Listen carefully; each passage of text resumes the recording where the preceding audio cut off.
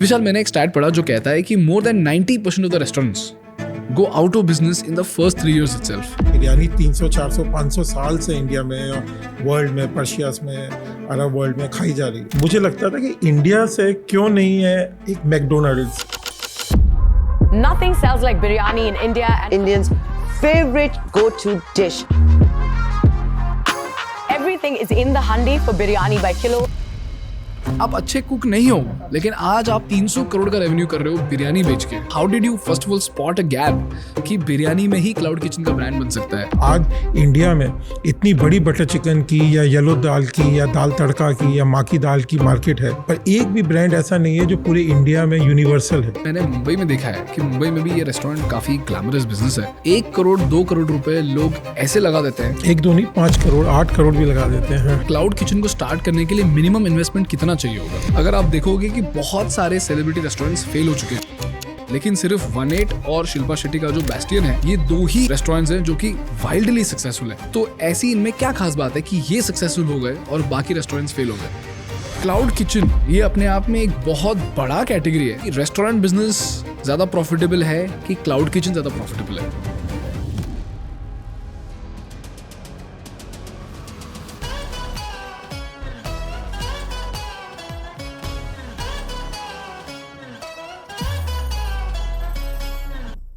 दोस्तों, ये चैनल ज़ेरोदा और थिंक स्कूल का एक जॉइंट इनिशिएटिव है जिसके माध्यम से हम भारत को वर्ल्ड क्लास बिजनेस एजुकेशन देना चाहते हैं। तो अगर आप बिजनेस सीखना चाहते हैं तो प्लीज़ इस चैनल को सब्सक्राइब कीजिए, और अगर आपका कोई दोस्त है जो बिजनेस सीखना चाहता है तो प्लीज़ उनके साथ इस चैनल की लिंक को शेयर कीजिए। आपके लिए लाइक और शेयर और सब्सक्राइब तो फ्री है, लेकिन हमारे ग्रोथ के लिए ये बहुत बहुत ज़रूरी है। Vishal, thank you so much for coming to the podcast. ये हमारे हिंदी पॉडकास्ट का दूसरा एपिसोड है, और ये दूसरे एपिसोड में मुझे आपसे क्लाउड किचन के बारे में सब कुछ सीखना है, क्योंकि एक बहुत ही बड़ा डिबेट है इंडिया में कि क्लाउड किचन वायबल बिजनेस है कि नहीं है। अगर है तो किस कैटेगरी में है, और कैटेगरी अगर आपने चूज़ कर लिया तो लोकेशन क्या होना चाहिए। क्योंकि पहले लोगों को लगता था कि क्लाउड किचन आप कहीं पर भी बना सकते हो। लोगों ने अपने घर से बनाना शुरू किया, बाद में लोगों ने मेकशिफ्ट जगहों पर क्लाउड किचन्स बनाना शुरू किया, और बाद में उनको समझ में आया कि क्लाउड किचन भी एक सोफिस्टिकेटेड बिजनेस है जिसमें भी आपके पास 90% फेलियर रेट है और बहुत ही कम पॉसिबिलिटी है कि आप सक्सीड कर पाओगे। और उसके बीच में बिरयानी बाय किलो, बेरोज़ बिरयानी, फासूस, ये सारे ब्रांड्स आए और उन्होंने क्लाउड किचन के लिए एक प्लेबुक डिफ़ाइन किया है। और आप इस प्लेबुक के एक बहुत इंपॉर्टेंट पार्ट रहे हो, क्योंकि आप तब से क्लाउड किचन कर रहे हो जब लोगों ने क्लाउड किचन को इतना हाइप अप नहीं किया था। और मैंने जस्ट आपके रेवेन्यू के बारे में पढ़ा और मैं सुन के बहुत ही ज़्यादा हैरान हो गया कि आज आप 300 करोड़ का रेवेन्यू कर रहे हो बिरयानी बेच के, विच इज़ फैसिनेटिंग। और अगर इस स्केल पे अगर आप ऑपरेट कर रहे हो तो मुझे एक बात तो बहुत ही अच्छे से पता है कि आपने बहुत सारी चीज़ें सही करी है। मैंने आपका बिरयानी दिल्ली में भी खाया हुआ है, मैंने आपका बिरयानी मुंबई में भी खाया हुआ है, and it is just consistent. And I know for a fact that consistency is very difficult to achieve, क्योंकि मैंने मैकडॉनल्ड्स के बारे में पढ़ा है और मुझे पता है कि रे क्रॉक ने किस हद तक R&D करके उस स्टैंडर्डाइजेशन को अचीव किया, जिससे कि एक 19 साल का बच्चा भी उतना ही अच्छा मैकाओलिटी की बर्गर बना सकता है जितना एक शेफ़ बनाए।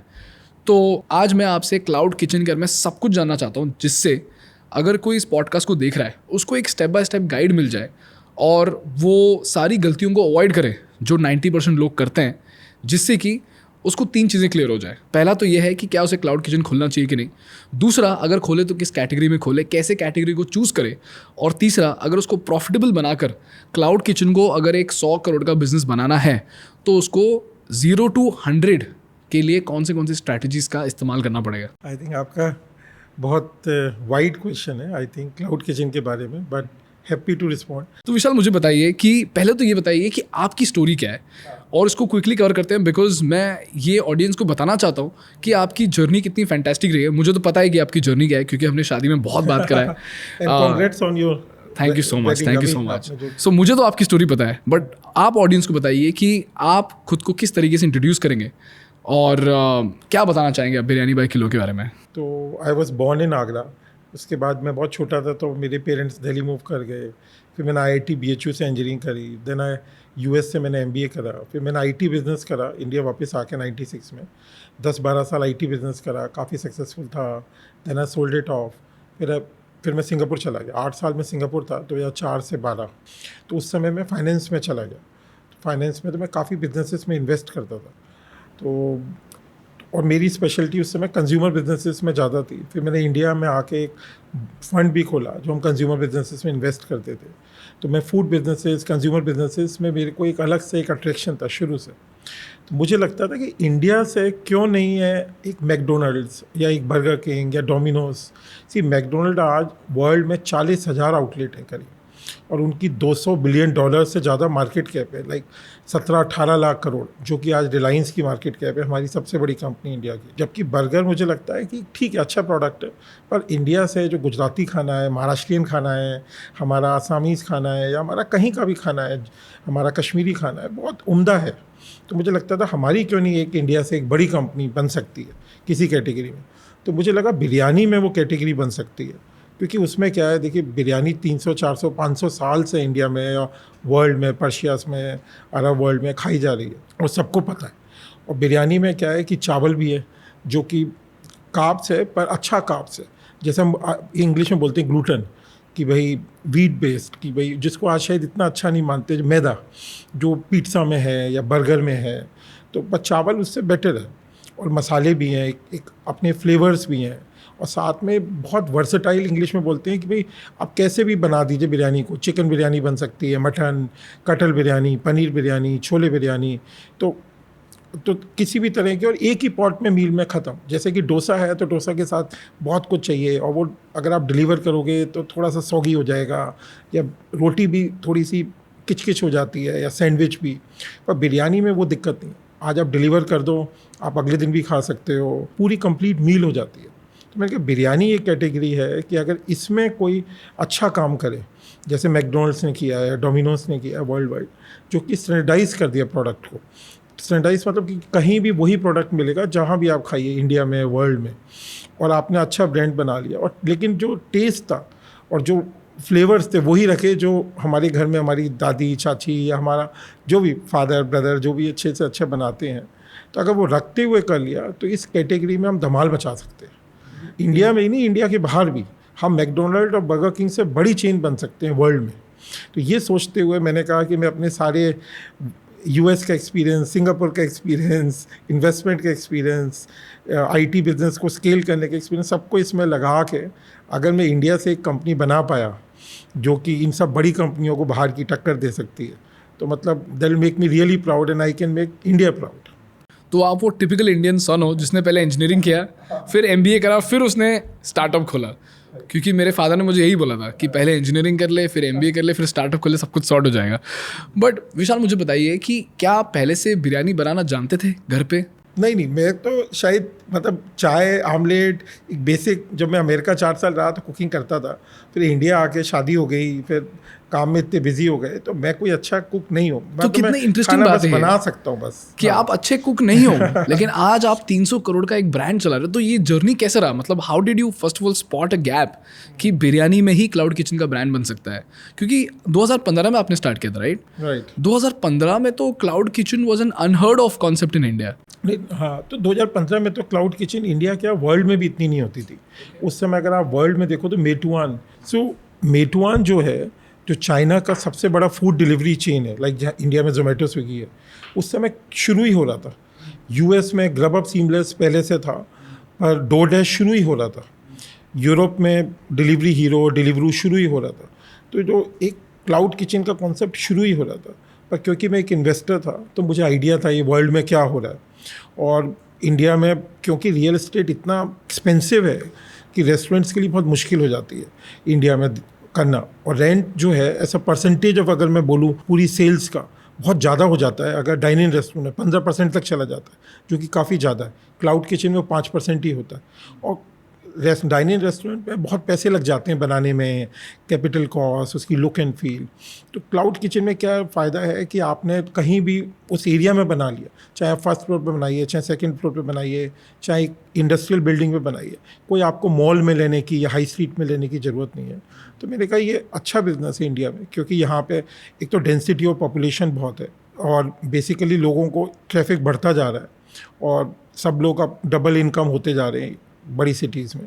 तो जहाँ मैं सिंगापुर 8 साल रहता था, तो वहाँ तो अगर हम कहते हैं कि अगर 100 मील्स अगर आप महीने में खाते हैं, दिन की 3 मील, 30 दिन में 90 या 100 मील, तो लोग 100 में से 100 मील ही घर के बाहर खाते हैं। कोई 100 मील्स विशाल बाहर कैसे खा सकता है? क्योंकि उनके घर में आपको शायद हैरानी होगी, ऐसे इंडियन मुझे भी हैरानी हुई थी, स्पेशली जो चाइनीज़ लोग हैं 90% जिनके मैं घर गया सिंगापुर में, उनके घर में कुकिंग ऑयल ही नहीं है। क्यों? सिर्फ चाय बनती है। क्योंकि देखिए वहाँ पे खाना उन लोगों ने इतना हाइजीनिक और सस्ता कर दिया है। घर के बाहर गली नुक्कड़ पे एक फूड कोर्ट्स है, कहीं भी आप चले जाइए, $6-7 जो कि बहुत बेसिक है। वहाँ आम आदमी की सैलरी जो है $3-4 होती है सबकी। तो वो इवन जो टैक्सी ड्राइवर है वो भी घर के बाहर ही खाता है, क्योंकि एकदम हाइजीनिक है, सस्ता है, अच्छा है। तो इंडिया में भी वो कल्चर, अभी इंडिया में जो जोमेटो स्विगी का डेटा है कि जो 20-30 मिलियन उनके जो सबसे टॉप पेइंग कस्टमर्स हैं, मोस्ट लॉयल, वो भी महीने में 4-5 मील्स ही ऑर्डर करते हैं। तो हमारी वो जर्नी अभी बड़ी लंबी है, पर होगी। लेकिन जैसे आज मैं आपको एग्जांपल लूँ तो जोमेटो की 2 मिलियन ऑर्डर्स, मतलब 20 लाख ऑर्डर्स रोज़ की डिलीवरी है करीब, और वही स्विगी की है, राइट। पर यही जो मेटुआन चाइना में है, उनकी 30 गुनी है, दिन की डिलीवरी 60 मिलियन है। 60 मिलियन? 6 करोड़ ऑर्डर्स रोज के। पर लेकिन उनके रेस्टोरेंट्स भी 30 गुने हैं। इंडिया में जोमेटो स्विगी पे 2.5 लाख रेस्टोरेंट्स लिस्टेड है। पर आप सोचिए चाइना में मेटुआन पे 8.8 मिलियन, करीब 90 लाख रेस्टोरेंट्स लिस्टेड है। My God. क्योंकि जैसे जैसे इंडिया में विमेन वर्कफोर्स में जाएंगी, ट्रैफिक बढ़ ही रहा है, सब लोग पॉल्यूशन बढ़ ही रहा है, तो लोग धीरे धीरे, और खाने की कॉस्ट कम होती जाएगी और हाइजीनिक होता जाएगा खाना घर के बाहर। तो पीपल, जैसे एक तरह से पहले हम एग्रीकल्चर इकोनॉमी से मैन्युफैक्चरिंग में गए, फिर सर्विस में गए, अब एआई में जा रहे हैं। तो ऐसे ही फूड में भी जैसे जैसे खाना सस्ता होता जाता है, हाइजीनिक होता जाता है, और लेबर कॉस्ट बढ़ती जाती है। जैसे कि अब आज के दिन तो शायद इंडिया में हम लोग मेड्स शायद 20,000 रुपये में, 25,000 में मिल जाती है, पर आज से 5 साल बाद हो सकता है 60-70 हज़ार में मिले। तो फिर सब लोग खाना धीरे, और खाने की कॉस्ट सस्ती होती जाएगी, बेहतरीन होती जाएगी, तो लोग बाहर का खाना या तो डाइन इन करेंगे या डिलीवरी मंगाएंगे, तो ये सेक्टर बढ़ता ही जाएगा। तो इसीलिए आपने डिसाइड किया कि ये ग्रोइंग सेक्टर है, ये ग्रोइंग सेक्टर है, और यहाँ पे आपने एक बिरयानी ब्रांड स्टोर शुरू करना है। तो मैं आपकी कैटेगरी पे थोड़ी देर बाद आता हूँ। तो समरी में अगर मैं आपको बताऊँ तो आपने सोचा कि इंडिया में पॉपुलेशन की डेंसिटी बहुत ज़्यादा हाई है और चाइना में भी हाई है, लेकिन चाइना का जो सीलिंग है वो बहुत ही ज़्यादा ऊपर है, तो इंडिया का सीलिंग कम से कम 50% तक तो पहुंच ही सकता है। देखिए चाइना की इकोनॉमी जो जीडीपी है इंडिया से 5-6 गुना बड़ा है। इंडिया की 4 ट्रिलियन की, वहाँ की 20-22 ट्रिलियन है, तो 4-5 गुना तो समझ में आता है। लेकिन आप देखिए 30 गुना है जो जोमेटो स्विगी का, बेसिकली मैं आप जैसे मतलब 20 लाख ऑर्डर्स रोज के, मेटुआन के 6 करोड़ हैं रोज। Got it. तो पहला था आपका पॉपुलेशन डेंसिटी मेट्रिक, दूसरा था रियल एस्टेट, क्योंकि रेस्टोरेंट के लिए आपको प्राइम रियल एस्टेट की ज़रूरत है, और क्लाउड किचन आप कहीं पर भी सेटअप कर सकते हो। और तीसरा है ईट आउट फ्रीक्वेंसी, जो इंडिया में फिलहाल 4 to 5 टाइम्स पर मंथ है। वो भी 20-30 मिलियन जो सबसे उम्दा कस्टमर्स है जोमेटो स्विगी, उनका 4-5 है पर मंथ। Got it. जो बाकी तो 1.4 बिलियन की हम बात ही नहीं करें अभी, वो भी बढ़ेगा। ठीक है। और आपको लगता है कि आपका हाइपोथेसिस ये है कि अगले 2-3 साल में, इनफैक्ट अगले 10 साल में, जैसे जैसे इंडिया $1 ट्रिलियन अपने जीडीपी में ऐड करता जाएगा, तो ये ईट आउट फ्रीक्वेंसी बढ़ता जाएगा, जिसकी वजह से ईट आउट और डिलीवरी दोनों, जिसका फ्रीक्वेंसी बढ़ते जाएगा, जिसकी वजह से ये जो मार्केट है क्लाउड किचन का, ये बहुत ही बड़ा मार्केट बनेगा, बहुत ही बड़ा मार्केट। और अगर आपने खुद को आज एस्टैब्लिश कर लिया, और आपने खुद को अगर पूरे इंडिया में एस्टैब्लिश कर दिया है, तो आपकी ब्रांड के पास, तो आपके ब्रांड का एक लेवरेज हो जाएगा, जिसकी वजह से आप एक बेनिफिशियरी बन जाओगे। राइट। और खाली इंडिया में ही नहीं, आप देखिए कि आज बिरयानी इतना अच्छा प्रोडक्ट है, या कबाब हमारे, या बहुत तरह के हमारा खाना, चाहे गुजराती हो, महाराष्ट्रियन, कि अब जैसे जैसे इंडिया की हार्ड पावर बढ़ रही है, हमारा जीडीपी बढ़ रहा है, तो हमारी सॉफ्ट पावर भी बढ़ेगी। हमारा जैसे बॉलीवुड का एंटरटेनमेंट है, हमारे दिलजीत दोसांझ सब जगह जा रहे हैं, ऐसे ही हमारा जो खाना है वो इंडिया के बाहर अभी भी बहुत लोग खाते हैं, पर उतने स्टैंडर्डाइज्ड फॉर्म में या उतने ब्रांड्स नहीं है बड़े, तो वो इंडिया के बाहर भी बहुत बढ़ेगा।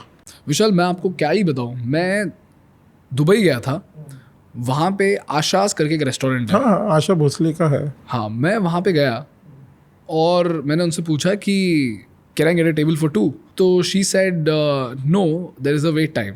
Said okay, how much is the wait time? And उन्होंने बोला 50 मिनट्स। तो मैंने कहा okay, no problem, 15 minutes is fine. No sir, not 15, 50 minutes, 50 minute waiting time.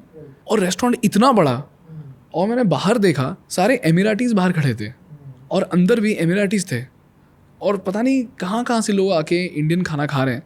तब मैंने देखा कि दिस इज़ सो अमेजिंग, और मैंने वहाँ पे जाके चाट खाई और वो उनका one of the most popular dishes है। तब मैंने सोचा कि like wow, this is such an amazing moment, because हम इंडिया में चाइनीज़ खाना खाते हैं, हम इंडिया में पिज्जा खाते हैं, अमेरिकानो बर्गर पीते खाते हैं, हाँ। लेकिन ये कितनी प्राइड की बात है कि इंडिया का जो चाट है वो आज दुबई में बेस्ट सेलर बन चुका है और उसको इंडियंस नहीं खा रहे हैं, दुनिया का हर इंसान वो चाट खा पा रहा है। तो मुझे बताइए कि, और यही चीज़ by the way South Korea ने भी कराया है और हमने इस पर केस स्टडी भी बनाया है कि साउथ कोरिया के पॉप को यूज़ करके किस तरीके से अपनी सॉफ्ट पावर को बढ़ा रहा है, जिसकी वजह से South Korean food, South Korean beauty products, हर चीज़ पूरे वर्ल्ड में फेमस होते जा रहे हैं, जिनकी वजह से जो साउथ कोरियन ब्रांड्स हैं वो भी पूरी दुनिया में बहुत ही इजीली अपने आप को ग्रो कर पा रहे हैं, बिकॉज जो एडॉप्शन रेट है साउथ कोरियन कल्चर की तरफ वो बहुत ज़्यादा बढ़ गया है। तो ये है आपका चौथा पैरामीटर, जो है इंडिया का राइजिंग सॉफ्ट पावर, जो अगले 10-20 सालों में काफ़ी ज़्यादा बढ़ेगा। बहुत 10-20 नहीं, 5-10 सालों में, 5-10 सालों में भी बहुत ज़्यादा बढ़ेगा, बहुत ज़्यादा बढ़ेगा। क्योंकि जैसे किसी भी कंट्री की, जैसे यूएस में after second world war in 1944-45 एक बार हार्ड पावर बढ़ गया, तो ये सब मैकडोनल्ड्स, ये आप देखिए जो भी स्टारबक्स हैं, जो डोमिनोज हैं, ये सब 1950-60s में यूएस से निकले। तो एक बार हार्ड पावर बढ़ा तो सॉफ्ट पावर भी बढ़ता है। तो लोग सोचते हैं कि भाई कोई बहुत अच्छा कर रहा है तो उनकी बाकी चीज़ें भी अच्छी होंगी। और इंडिया में तो खासकर आप देखिए हमारा खाना बहुत लेयर्ड है, बहुत फ्लेवरसम है और बहुत उम्दा है, बहुत डिफरेंट है, हर रीजन में डिफरेंट है, बहुत तरह के मसाले, बहुत तरह की कुकिंग स्टाइल। जैसे अगर मैं बोलूँ तो जैसे ब्रिटेन में अगर आप जाओ तो सिंपल जैसे एक फ़िश एंड चिप्स उनकी मेन डिश है, राइट। तो इतनी बहुत वाइड रेंजेस नहीं है, जैसे ना हमारे यहाँ तो इतनी डेप्थ है खाने में हर रीजन में। तो मुझे पूरा भरोसा है कि हमारा फूड एक्सप्लोड करेगा वर्ल्ड में, लोगों को एक बार हमारे फ्लेवर सब चीज़ें समझ में आ गए तो बहुत बड़ी अपॉर्चुनिटी है। Very interesting. विशाल, आप मुझे बताइए कि आपने बिरयानी ही क्यों चूज़ किया? पहले तो मुझे can you please walk me through different categories of cloud kitchen, और मुझे ये बताइए कि मुझे अभी ये तो समझ में आ गया कि cloud kitchen is a booming market, and अगर आपने 4-5 चीज़ें सही कर दी तो मुझे पता है कि आपका बिजनेस तो चल जाएगा, ये तो मुझे क्लियर है। बट मुझे अब कैटेगरीज में घुसना है और मुझे ये बताओ कि क्लाउड किचन में सबसे पॉपुलर कैटेगरीज इंडिया में कौन से हैं और उनके पीछे का जो स्ट्रेंथ एंड वीकनेस है उसके बारे में मुझे जानना है। जैसे साउथ इंडियन जो है उसमें अगर लोग बोलते हैं कि मैं साउथ इंडियन फूड के लिए क्लाउड किचन खोलूंगा तो उसमें सबसे बड़ा थ्रेट ये है, इडलीज तो आप बहुत ही इजीली बना लोगे, लेकिन जब डोसा की बारी आती है तो क्रिस्पी होना ज़रूरी है, and so on and so fourth, जहाँ पे आपको बहुत तकलीफ हो सकती है। तो उसी तरीके से मुझे बताइए कि क्लाउड किचन में टॉप 5 कैटेगरीज इंडिया में कौन से हैं? जैसे आपने कहा food should be delivery friendly, right. जैसे पिज्ज़ा है, बहुत बड़ी कैटेगरी है, पिज्ज़ा और बिरयानी सबसे बड़ी कैटेगरी है इंडिया में क्लाउड किचन में। क्योंकि पिज्ज़ा इसलिए है कि जब डोमिनोज इंडिया में 96 में जुबिलेंट ने शुरू करा तो उन्होंने ही फूड डिलीवरी को एक, जो आज इंडिया में फूड डिलीवरी इतना जानी जाती है, they were the first. Zomato Swiggy तो बाद में आए, Domino's was known in India for their food delivery. तो उन्होंने पिज्ज़ा को बहुत पॉपुलर करा फूड डिलीवरी में। ऑल्दो अगर आप पिज्ज़ा को 1 घंटे बाद खाइए तो वो सॉगी हो जाता है या थोड़ा चिप हो जाता है, इसीलिए डोमिनोज ने कहा कि हम 30 मिनट में ही देंगे, तो इसीलिए वो पॉपुलर हो पाया। ऑल्सो एक पिज्ज़ा जो है सेलिब्रेटरी मील है, पार्टी हुई, ऑर्डर कर दिया, खाने में आसान है, 4-5 लोगों ने मिलके खा लिया, 10 लोगों ने खा लिया, इजी हो गया। सेम चीज़ बिरयानी में तो आप, जैसे मैंने कहा कि आप अगले दिन भी खा सकते हो, बहुत वर्सेटाइल है। चिकन बिरयानी बनाइए, कटल बिरयानी, पनीर बिरयानी, और बड़ा आसान है खाना। एक उसी में कार्ब्स भी मिल गए, राइस में प्रोटीन भी मिल गया, तो आसान हो गया। तो पिज्ज़ा बहुत बड़ा है, बिरयानी ऑफ कोर्स बहुत बड़ा है, कबाब्स बहुत बड़ा है, नॉर्थ इंडियन बहुत बड़ा है। नॉर्थ इंडियन, हाँ, सबको बेसिकली दाल मखनी और रोटी खानी है और थाली खानी है, क्योंकि वो हमारा एक स्टेपल मील है, हम सबका एक स्टेपल मील है। और जैसे आपने कहा कि साउथ इंडियन में जैसे मुश्किल है थोड़ा सा, क्योंकि लोगों को क्रिस्पी चाहिए, डोसा चीज़ें चाहिए, वो चाहिए। तो जो सबसे बड़ी कैटेगरीज तो इंडिया में यही हैं। और फिर of course ice cream is a big delivery category, desserts is a big delivery categories. Even जैसे सुशी जो है जापानीज़ फूड, अब बहुत बड़ी डिलीवरी कैटेगरी बन रही है। तो डिलीवरी में तो सब तरह का खाना जाएगा, मैक्सिकन भी जाएगा, वो भी जाएगा। पर देखिए इसको इस तरह से देखना पड़ेगा कि कौन सा खाना लोग पसंद करते हैं किस रीजन में, इसमें भी अलग अलग है। अगर मैं देखिए थोड़ा FMCG का एग्जांपल लूँ तो ये भी अलग अलग है। आप देखिए हॉर्लिक्स जो है वो बेसिकली आप देखें तो साउथ और ईस्ट में बहुत चलता है, साउथ इंडिया और ईस्ट में चलता है। बॉर्नवीटा नॉर्थ और वेस्ट में चलता है, क्योंकि बॉर्नवीटा दूध में डाल के पीते हैं लोग। और लेकिन ग्लेक्सोस्मिथलाइन जिसका हॉर्लिक्स है उन्हीं का बूस्ट है, लेकिन बूस्ट तमिलनाडु में बहुत चलता है। तो मेरे कहने का मतलब ये कि देखिए खाना तो पहले लोगों की आदतें इतनी आसानी से चेंज नहीं होती, पिज़्ज़ा को इंडिया में जुबिलेंट को एस्टेब्लिश करने में 96 से 2010-15 तक 15-20 साल लग गए थे। तो अगर तमिलनाडु में कोई एक तरह का खाना खाते हैं बिरयानी, तो आपको उसी की क्लाउड किचन ज़्यादा बनानी पड़ेगी। आप नई कैटेगरी ट्राई कर सकते हैं, चाहे वो मैक्सिकन, पर उसमें टाइम लगेगा, टेस्ट चेंज करने में टाइम लगेगा। तो जो खाना वहाँ पे खाते हैं जिस रीजन में, जिस स्टेट में, उसी का एग्जांपल लेकर लोगों को क्लाउड किचन में इनकॉर्पोरेट करके, पर एक इस तरह से करना पड़ेगा कि डिलीवरी में भी वही एक्सपीरियंस मिल जाए जो कि अगर उनके घर में बनता है या रेस्टोरेंट में जाते तो उस एक्सपीरियंस को रेप्लिकेट करना पड़ेगा through the packaging, through how they are cooking, how they are delivering the food. तो आपने बोला कि क्लाउड किचन में टॉप 5 फूड कैटेगरीज हैं biryani, kebabs, pizza, north Indian and ice cream and sushi. नहीं, सुशी तो डेवलपिंग है, सुशी तो डेवलपिंग है। मैं एग्जांपल ले रहा था, टॉप नहीं है पर डेवलपिंग है। ठीक है, तो अगर टॉप 5 बताना चाहोगे तो आप क्या बताओगे in an order, let's say? हाँ, तो ऑर्डर में तो आप देखोगे तो बिरयानी नंबर 1 है, नंबर 2 पिज़्ज़ा है, और नंबर 3 देखोगे तो आप नॉर्थ इंडियन है, और नंबर 4 आप देखोगे तो चाइनीज़ है, क्योंकि लोगों को चाइनीज़ बहुत पसंद है। तो नंबर 4 आप देखो तो चाइनीज़ और एशियन फूड। नंबर 5? नंबर 5 मैं कहूँगा तो आइसक्रीम्स और डिज़र्ट्स हैं, क्योंकि लोगों को इम्पल्स फटाफट खाना है। Got it. पर लेकिन कैटेगरी बहुत है, बहुत। हाँ, बट आप बोल रहे हो कि टॉप 5 यही कैटेगरीज है। ठीक है, अब आते हैं कि कैटेगरी को चूज कैसे करते हैं। तो आपने बोला कि पहला वेरिएबल जो होता है वो होता है डिलीवरी फ्रेंडली, यानी अगर क्लाउड किचन से अगर आपका खाना बन के अगर शिप होता है, और मुंबई जैसे शहर में तो यहाँ से वहाँ जाने में तो 1 घंटा लग जाता है, तो अगर आपके पास 30 मिनट है या 1 घंटा है डिलीवर करने के लिए, तो उस टाइम पीरियड में आपका जो खाना है वो इन एनी वे क्वालिटी के मामले में डिग्रेड नहीं होना चाहिए। जैसे अगर आपका डोसा है तो क्रिस्पी होना चाहिए, अगर आपका बिरयानी है तो गर्म होना चाहिए, and so on and so forth. जैसा अगर आपका पिज़्ज़ा है तो it should not become rubbery. हाँ, अगर आपका नॉर्थ इंडियन है तो it should not become stale, और it should not become cold. Flavour वही रहना चाहिए, गर्म रहना चाहिए, उम्दा। जो एक्सपीरियंस घर में खाना बनता या आप रेस्टोरेंट जाते, वही आपको डिलीवरी में देना पड़ेगा। Got it. तो ये हो गया डिलीवरी। दूसरा हो गया टेस्ट। विशाल, अगर मेरे को एक्सपेरिमेंट करके ये पता करना है कि इंडिया में कौन से स्टेट में कौन सा टेस्ट सबसे ज़्यादा चलता है, तो मैंने क्या करना चाहिए? क्या मैंने जस्ट जाके मार्केट रिसर्च रिपोर्ट पढ़नी चाहिए, कि क्या उसके लिए कुछ एक्सरसाइज किया जा सकता है? ऐसा कोई मार्केट रिसर्च रिपोर्ट मुझे नहीं लगता होती है हर रीजन वाइज, मतलब होती भी है तो बहुत बहुत ब्रॉड होती है। मुझे लगता है एक तो जोमेटो, स्विगी टीम्स और जो ये सब टीम्स भी, आपको अगर आप जानते हैं किसी को, तो काफ़ी डेटा इनके पास होता है पहले तो। क्या मैं जोमेटो या स्विगी को कॉल करके इनसे ये डेटा मांग सकता हूँ? ये तो शायद थोड़ा मुश्किल है, मांगना थोड़ा मुश्किल है, पर उनकी अब ये दोनों कंपनीज पब्लिक लिस्टेड हैं। स्विगी अभी इस हफ्ते ही पब्लिक लिस्ट हुई है, और जोमेटो तो काफ़ी टाइम से है, तो इनकी पब्लिक रिपोर्ट्स में काफ़ी डेटा होता है जो कि कोई देख सकता है। पर आई थिंक ये मार्केट रिसर्च मेरे ख्याल से किसी एंटरप्रेन्योर को खुद ही करनी चाहिए, उस शहर, उस रीजन में घूम के, कि किस तरह का लोग खाना खा रहे हैं। वो आई थिंक वो फर्स्ट हैंड ही होनी चाहिए, रेस्टोरेंट्स में जाके खुद ऑर्डर करके फूड डिलीवरी पे। कि तो अगर आपको मुंबई में, मान लो अंधेरी वेस्ट में, अगर आपको ये पता करना है कि यहाँ पे लोग क्या खा रहे हैं, तो आप कैसे पता करोगे? आप अंधेरी वेस्ट में थोड़ा सा घूमिए, हफ्ते 10 दिन जरा घूमिए, खाइए पीजिए, अपना वजन बढ़ाइए, थोड़ा सा पैसा खर्च कीजिए, तो आई थिंक एक फील आ जाती है कि लोग किस तरह का खाना खाते हैं। क्योंकि जो खा रहे हैं वही घर पे खाएंगे, ऐसा नहीं कि घर पे कुछ और ही खा लेंगे जो बाहर नहीं खा रहे, तो वो वही होगा। अगर आप देखिए बॉम्बे में भी बहुत पुराने रेस्टोरेंट्स, अगर आप बॉम्बे में बड़े हुए हैं, तो जैसे सरदार जी पाव भाजी वाला तो तारदेव पे है, वो 1960-70 से बॉम्बे में है, और उनकी पाव भाजी बिक रही है, लाइन लगा के बिकती है, और करोड़ों का बिजनेस है। अगर आप देखिए A1 समोसा है, मेरे ख्याल से 40-50 साल से भी ज़्यादा शायद बॉम्बे में है। तो देखिए कोई भी प्रोडक्ट, समोसा भी बिक सकता है, पाव भाजी भी बिक सकती है, आपके थाली भी बिक सकती है। देखिए, पर क्या है कि उसमें आपको स्पेशलाइज करना पड़ेगा और अपने प्रोडक्ट को डिफ्रेंशिएट करना पड़ेगा, और कस्टमर को एक, जो हम लोग कहते हैं बिजनेस में, कि पकड़ लानी पड़ेगी कि क्यों आपका ही प्रोडक्ट खाएं। उसमें इतना फ्लेवर भी चाहिए, डिलीवरी फ्रेंडली भी चाहिए, और साथ में स्टैंडर्डाइजेशन भी चाहिए कि वो चलता रहे, एक कंपनी ब्रांड बन जाती है। Got it.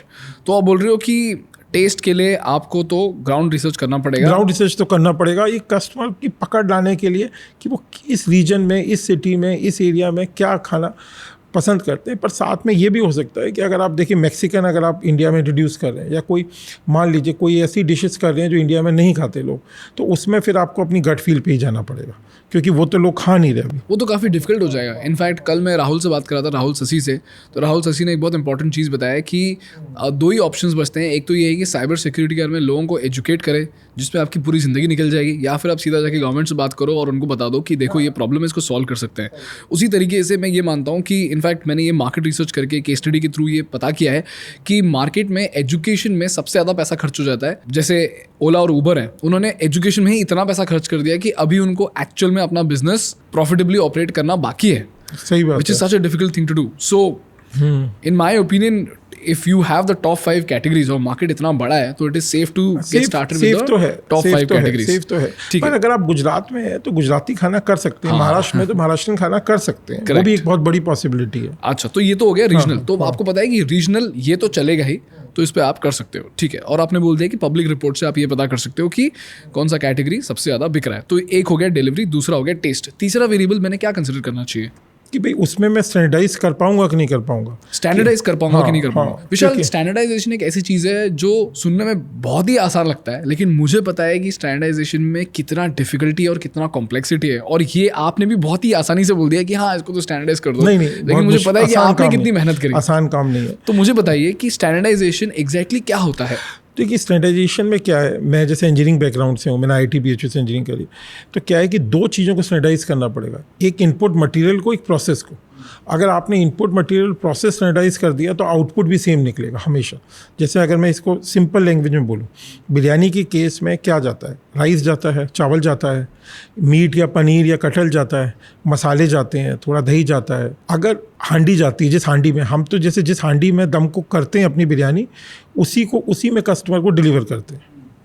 तो हमें वो सारी चीज़ें पहले तो इनपुट को स्टैंडर्डाइज करना है, इनपुट स्टैंडर्डाइज करना है। सारी इनपुट्स जो भी आपका मटेरियल जा रहा है, कि ऐसा नहीं हो सकता है कि कंपनी में कोई भी खरीद ले, वो सेंट्रल ही परचेज होनी चाहिए और एक ही सोर्स से होनी चाहिए। और उसकी हर बार जब भी वो मटेरियल आए उसका एक क्वालिटी चेक होना चाहिए कि उसी स्पेक्स पे है। तो हम लोग राइस खरीदते हैं तो सिर्फ दावत का ही प्रीमियम बासमती खरीदते हैं, वो भी 2 years नेचुरली एज्ड। हमारी हांडी जो होती है उसका जो मिट्टी है या थिकनेस है या मुंह है, हर चीज़ स्टैंडर्डाइज्ड। हमारा जो चिकन के पीसेस हैं या हमारे पनीर के पीसेस हैं या हमारा मसाला है, एक एक चीज़ स्टैंडर्डाइज्ड है। पहले तो क्या आप जोमेटो हाइपर पे रिकमेंड करोगे यहाँ पर?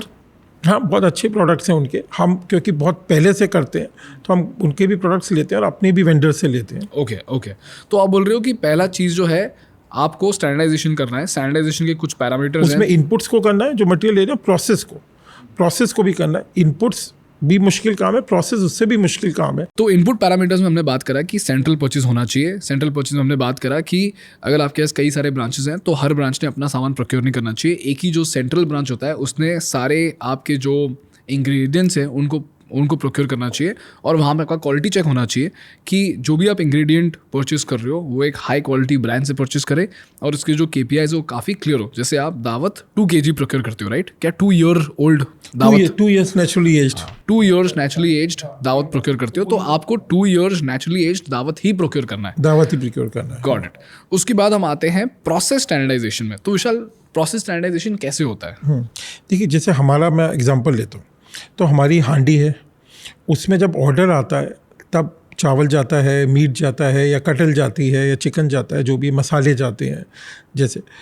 पर क्या है कि अगर हांडी का जैसे मैंने कहा, वो तो इनपुट मटेरियल्स में आ गया कि तला कितना बड़ा है, मुंह कितना खुला है, चावल, वो तो इनपुट में आ गया। अब ये है कि अगर उसमें 40 ग्राम राइस पड़ना है एक हांडी में या 200 ग्राम पड़ना है तो उतना ही पड़ना है। तो there has to be some measurement. ऐसा नहीं कि उसने अपनी मर्जी से डाल दिया, ये कलछी भर के डाल दिया, ऐसा नहीं हो सकता। इट हैज़ टू बी वेड कि भाई 200 ग्राम ही राइस जाएगा, ना 190 जाएगा ना 210 ग्राम जाएगा। अगर मसाला 12 ग्राम जाएगा तो 12 ही ग्राम जाएगा। अगर उसमें जो जितनी क्वांटिटी चाहिए वो उतनी ही जाएगी। फिर जब वो ओवन में जाता है तो जो मॉइस्चर चाहिए, टेम्परेचर चाहिए, ऐसा नहीं है कि किसी ने स्टोव पे, गैस पे जाके अपनी अंदाजे से हिला दिया या बना दिया या उसको देखने से लगा कि ये चीज़ बन गई है तो बन गई। क्योंकि हर किचन में अलग, अगर शेफ़ है तो वो अलग तरह से बनाएगा, उसकी सोच अलग हो सकती है। तो वी डोंट बिलीव इन कि शेफ्स होने चाहिए किचन में। अगर आपको बहुत ज़्यादा बिजनेस बड़ा करना है, जैसे मैकडोनल्ड्स है या डोमिनोज है, तो दे डोंट हैव, कोई शेफ़ का सिस्टम नहीं होता, वो स्टैंडर्डाइज्ड होता है कि हर आदमी किचन में अपना एक काम कर रहा है। तो उसी काम को बस, तो जैसे प्रोसेस में इसमें बिल्कुल एग्जैक्ट मेजरमेंट्स चाहिए, एग्जैक्ट टेम्परेचर चाहिए, मॉइस्चर चाहिए, और फिर ये हुआ कि नहीं हुआ उसका एक फॉलोअप चाहिए कि ट्रेनिंग्स बाकायदा होती रहनी चाहिए। We have AI enabled cameras in our kitchen कि लोग देखते रहते हैं कि कोई भी स्टेप मिस तो नहीं हो गया, या कोई चीज़ बीच बीच में मिस्ट्री ऑडिट्स बहुत होते रहते हैं। तो पहले तो आपने बना दिया इनपुट का स्टैंडर्डाइजेशन और प्रोसेस का भी, पर साथ में हाउ डू यू मेजर कि वो फॉलो हो रहा है, चाहे वो AI इनेबल्ड कैमरा से है, चाहे वो ऑडिट से है, चाहे वो कस्टमर फीडबैक में हमें कहीं भी लगता है कि हमारी कंप्लेंट्स 0.5% से ज़्यादा हैं उस किचन में, तो उसका फिर से ऑडिट होता है, सारे सिस्टम प्रोसेस फिर से चेक होते हैं उस किचन के। तो उसके एक ऑडिट का सिस्टम भी चाहिए और उसको फॉलो अप करने का कि हो रहा है कि नहीं हो रहा। Got it. विशाल, आपने 3 चीज़ें मेंशन करी। एक तो ये है कि चेक करो कि लोग उस चीज़ को फॉलो कर रहे हैं कि नहीं फॉलो कर रहे हैं, उसके लिए आपके पास AI एनेबल्ड कैमराज है। मैं उसमें थोड़ा और आपसे बात करूँगा। दूसरा पार्ट ये है कि आपका जो प्रोसेस है, वो प्रोसेस जो है उसमें जितने भी सारे मेट्रिक्स हैं वो बहुत ही स्पेसिफिकली मेजर्ड हैं। उसको कैसे मेजर करते हैं वो तो आपको प्रोसेस समझ में आ जाएगा जैसे आप बना दोगे। और तीसरा जो होता है वो है ऑडिट, कि आप ऑडिट चेक करते हो। अब मुझे पहले तो audit and customer feedback. Audit and customer feedback, तो आपने 3 चीज़ें बताई। एक तो ये है कि जो अपना एम्प्लॉई है उसने जो हमने प्रोसेस दिया है उसको फॉलो करना चाहिए। दूसरा ये है कि आपका जो प्रोसेस है वो इतना वेल डिफाइंड होना चाहिए कि कोई भी एम्प्लॉई उसको फॉलो कर सके, फॉलो कर पाए। तीसरा ये है कि आपके पास एक क्वालिटी चेक के लिए 2 प्रोसेस होने चाहिए। एक तो ये हो गया मिस्ट्री चेक, दूसरा ये हो गया कि अगर आपका कस्टमर का कंप्लेंट बढ़ रहा है तो आप वहाँ पे जाके ऑडिट करोगे। तो पहले आते हैं फर्स्ट स्टेप पर कि AI एनेबल्ड कैमरास जो कि ये चेक करें कि एम्प्लॉई आपके सारे प्रोसेसेस फॉलो कर रहा है कि नहीं कर रहा है, ये कितना प्रैक्टिकल सोल्यूशन है? क्या इससे हर चीज़ मालूम पड़ जाता है? ये काफ़ी 80-90% पता लग जाता है। 10% तो जो लोग उन कैमरास को कंटिन्यूसली देख रहे हैं उन्हें भी देखना पड़ता है, पर वो कैमरा उनकी हेल्प कर देता है कि भाई अगर उनको लगता है कि भाई कैमरा को आप प्रोग्राम कर सकते हैं कि भाई इसको अगर 12 ग्राम डालना है, तो वो कैमरा हमेशा देख रहा है कि उसने स्कूप को पूरा भरा ही नहीं भरा। अच्छा, मुझे इसके बारे में बताइए क्योंकि मैं ये इमेजिन नहीं कर पा रहा हूँ। मुझे बताइए, इनफैक्ट मैं आपसे विजुअल फुटेजेस भी लूँगा कि आपका क्लाउड किचन दिखता कैसा है अंदर से, कि ये AI कैमरा काम कैसे करता है। मुझे बताइए आप, how does this process exactly work? तो AI एनेबल्ड कैमरा रखा कहाँ होता है? तो किचन्स में लगा होता है, जैसे कि जो सीलिंग्स में लगा होता है, वॉल्स पे लगा होता है, जहाँ भी एक स्टेप हो रहा होता है तो उस स्टेप के पीछे वो कैमरा लगा होता है। फॉर एग्जाम्पल, तो जैसे कि मान लीजिए कोई किचन में हांडी में 200 ग्राम राइस डालना है, उसे ठीक है 200 ग्राम राइस डालना है, तो उसके पीछे कैमरा लगा हुआ है। तो समवन, कोई सेंट्रल ऑफिस में उसको देख रहा है हर किचन को कि ये आदमी 100 ग्राम ही डाल रहा है, नहीं डाल रहा, 200 ग्राम डाल रहा है, नहीं डाल रहा राइस। अगर उनको लगता है ये 200 ग्राम 10 ग्राम डाल रहा है, 190 ग्राम डाल रहा है, क्योंकि वहाँ वेइंग स्केल है वहाँ पे उस जगह पे किचन में कि 200 ग्राम मेजर करना है और आगे डालना है। अगर वो 200 ग्राम की बजाय अगर वो कैमरा को दिख जाता है कि ये 202 ग्राम को उसने डाल दिया, तो वो अलर्ट कर देगा पीछे जो कैमरे को देख रहा है कि इसने 202 ग्राम डाल दिया। Oh wow, okay. तो ये आपने हर चीज़ के लिए डिफाइन किया हर चीज़ के लिए डिफाइन करा हुआ है। और साथ में और फिर उसके ऊपर फिर ऑडिट्स हैं। हर महीने हर आउटलेट का 2 बार मिस्ट्री ऑडिट होता है कि कभी भी ऑडिट टीम पहुंच जाती है महीने में 2 बार, तो सारे प्रोसेसेस को देखती है कि वो फॉलो हो रहे हैं कि नहीं हो रहे, कोई चीज़ एक्सपायर्ड तो यूज़ नहीं हो रही, कोई चीज़ मतलब प्रोसेस या इनपुट मटेरियल में कोई कहीं खामी या जो सिस्टम्स बनाए हुए हैं उससे कुछ ऊपर नीचे तो नहीं हो रहा। और फिर जैसे मैंने कहा कस्टमर फीडबैक, अगर कस्टमर कंप्लेंट 0.5% हमारा थ्रेशोल्ड है, 0.5% ऑफ ऑल द ऑर्डर्स, अगर उस किचन में दिन के 200 ऑर्डर्स जाते हैं, महीने के 6000 ऑर्डर्स जाते हैं, तो 1% हो गए 60 ऑर्डर्स, 60 ऑर्डर्स, राइट। 6000 का 660, 60, 0.5% 30। अगर 30 ऑर्डर के बजाय अगर 31 ऑर्डर में, हम लोग कहते हैं 20-25 ऑर्डर कई बार सब्जेक्टिव है, किसी को कस्टमर को शायद उस दिन अच्छा नहीं लगा, पर जहाँ 0.5 का 0.51% भी हो जाता है तो उस किचन का एक बहुत रिगरस ऑडिट फिर से होता है कि कोई चीज़ ऊपर नीचे तो नहीं जा रही। तो वो फॉलो अप प्रोसेस भी बहुत इंपॉर्टेंट है। और हमारे केस में मैं गणेश कहूँगा और बहुत इंपॉर्टेंट है, क्योंकि हमारी हांडी में बिरयानी जब बनती है और वो सील्ड होती है, तो हम भी खोल के नहीं देख सकते कि उसमें चावल पका है नहीं पका, या चिकन या कटल पकी नहीं पकी।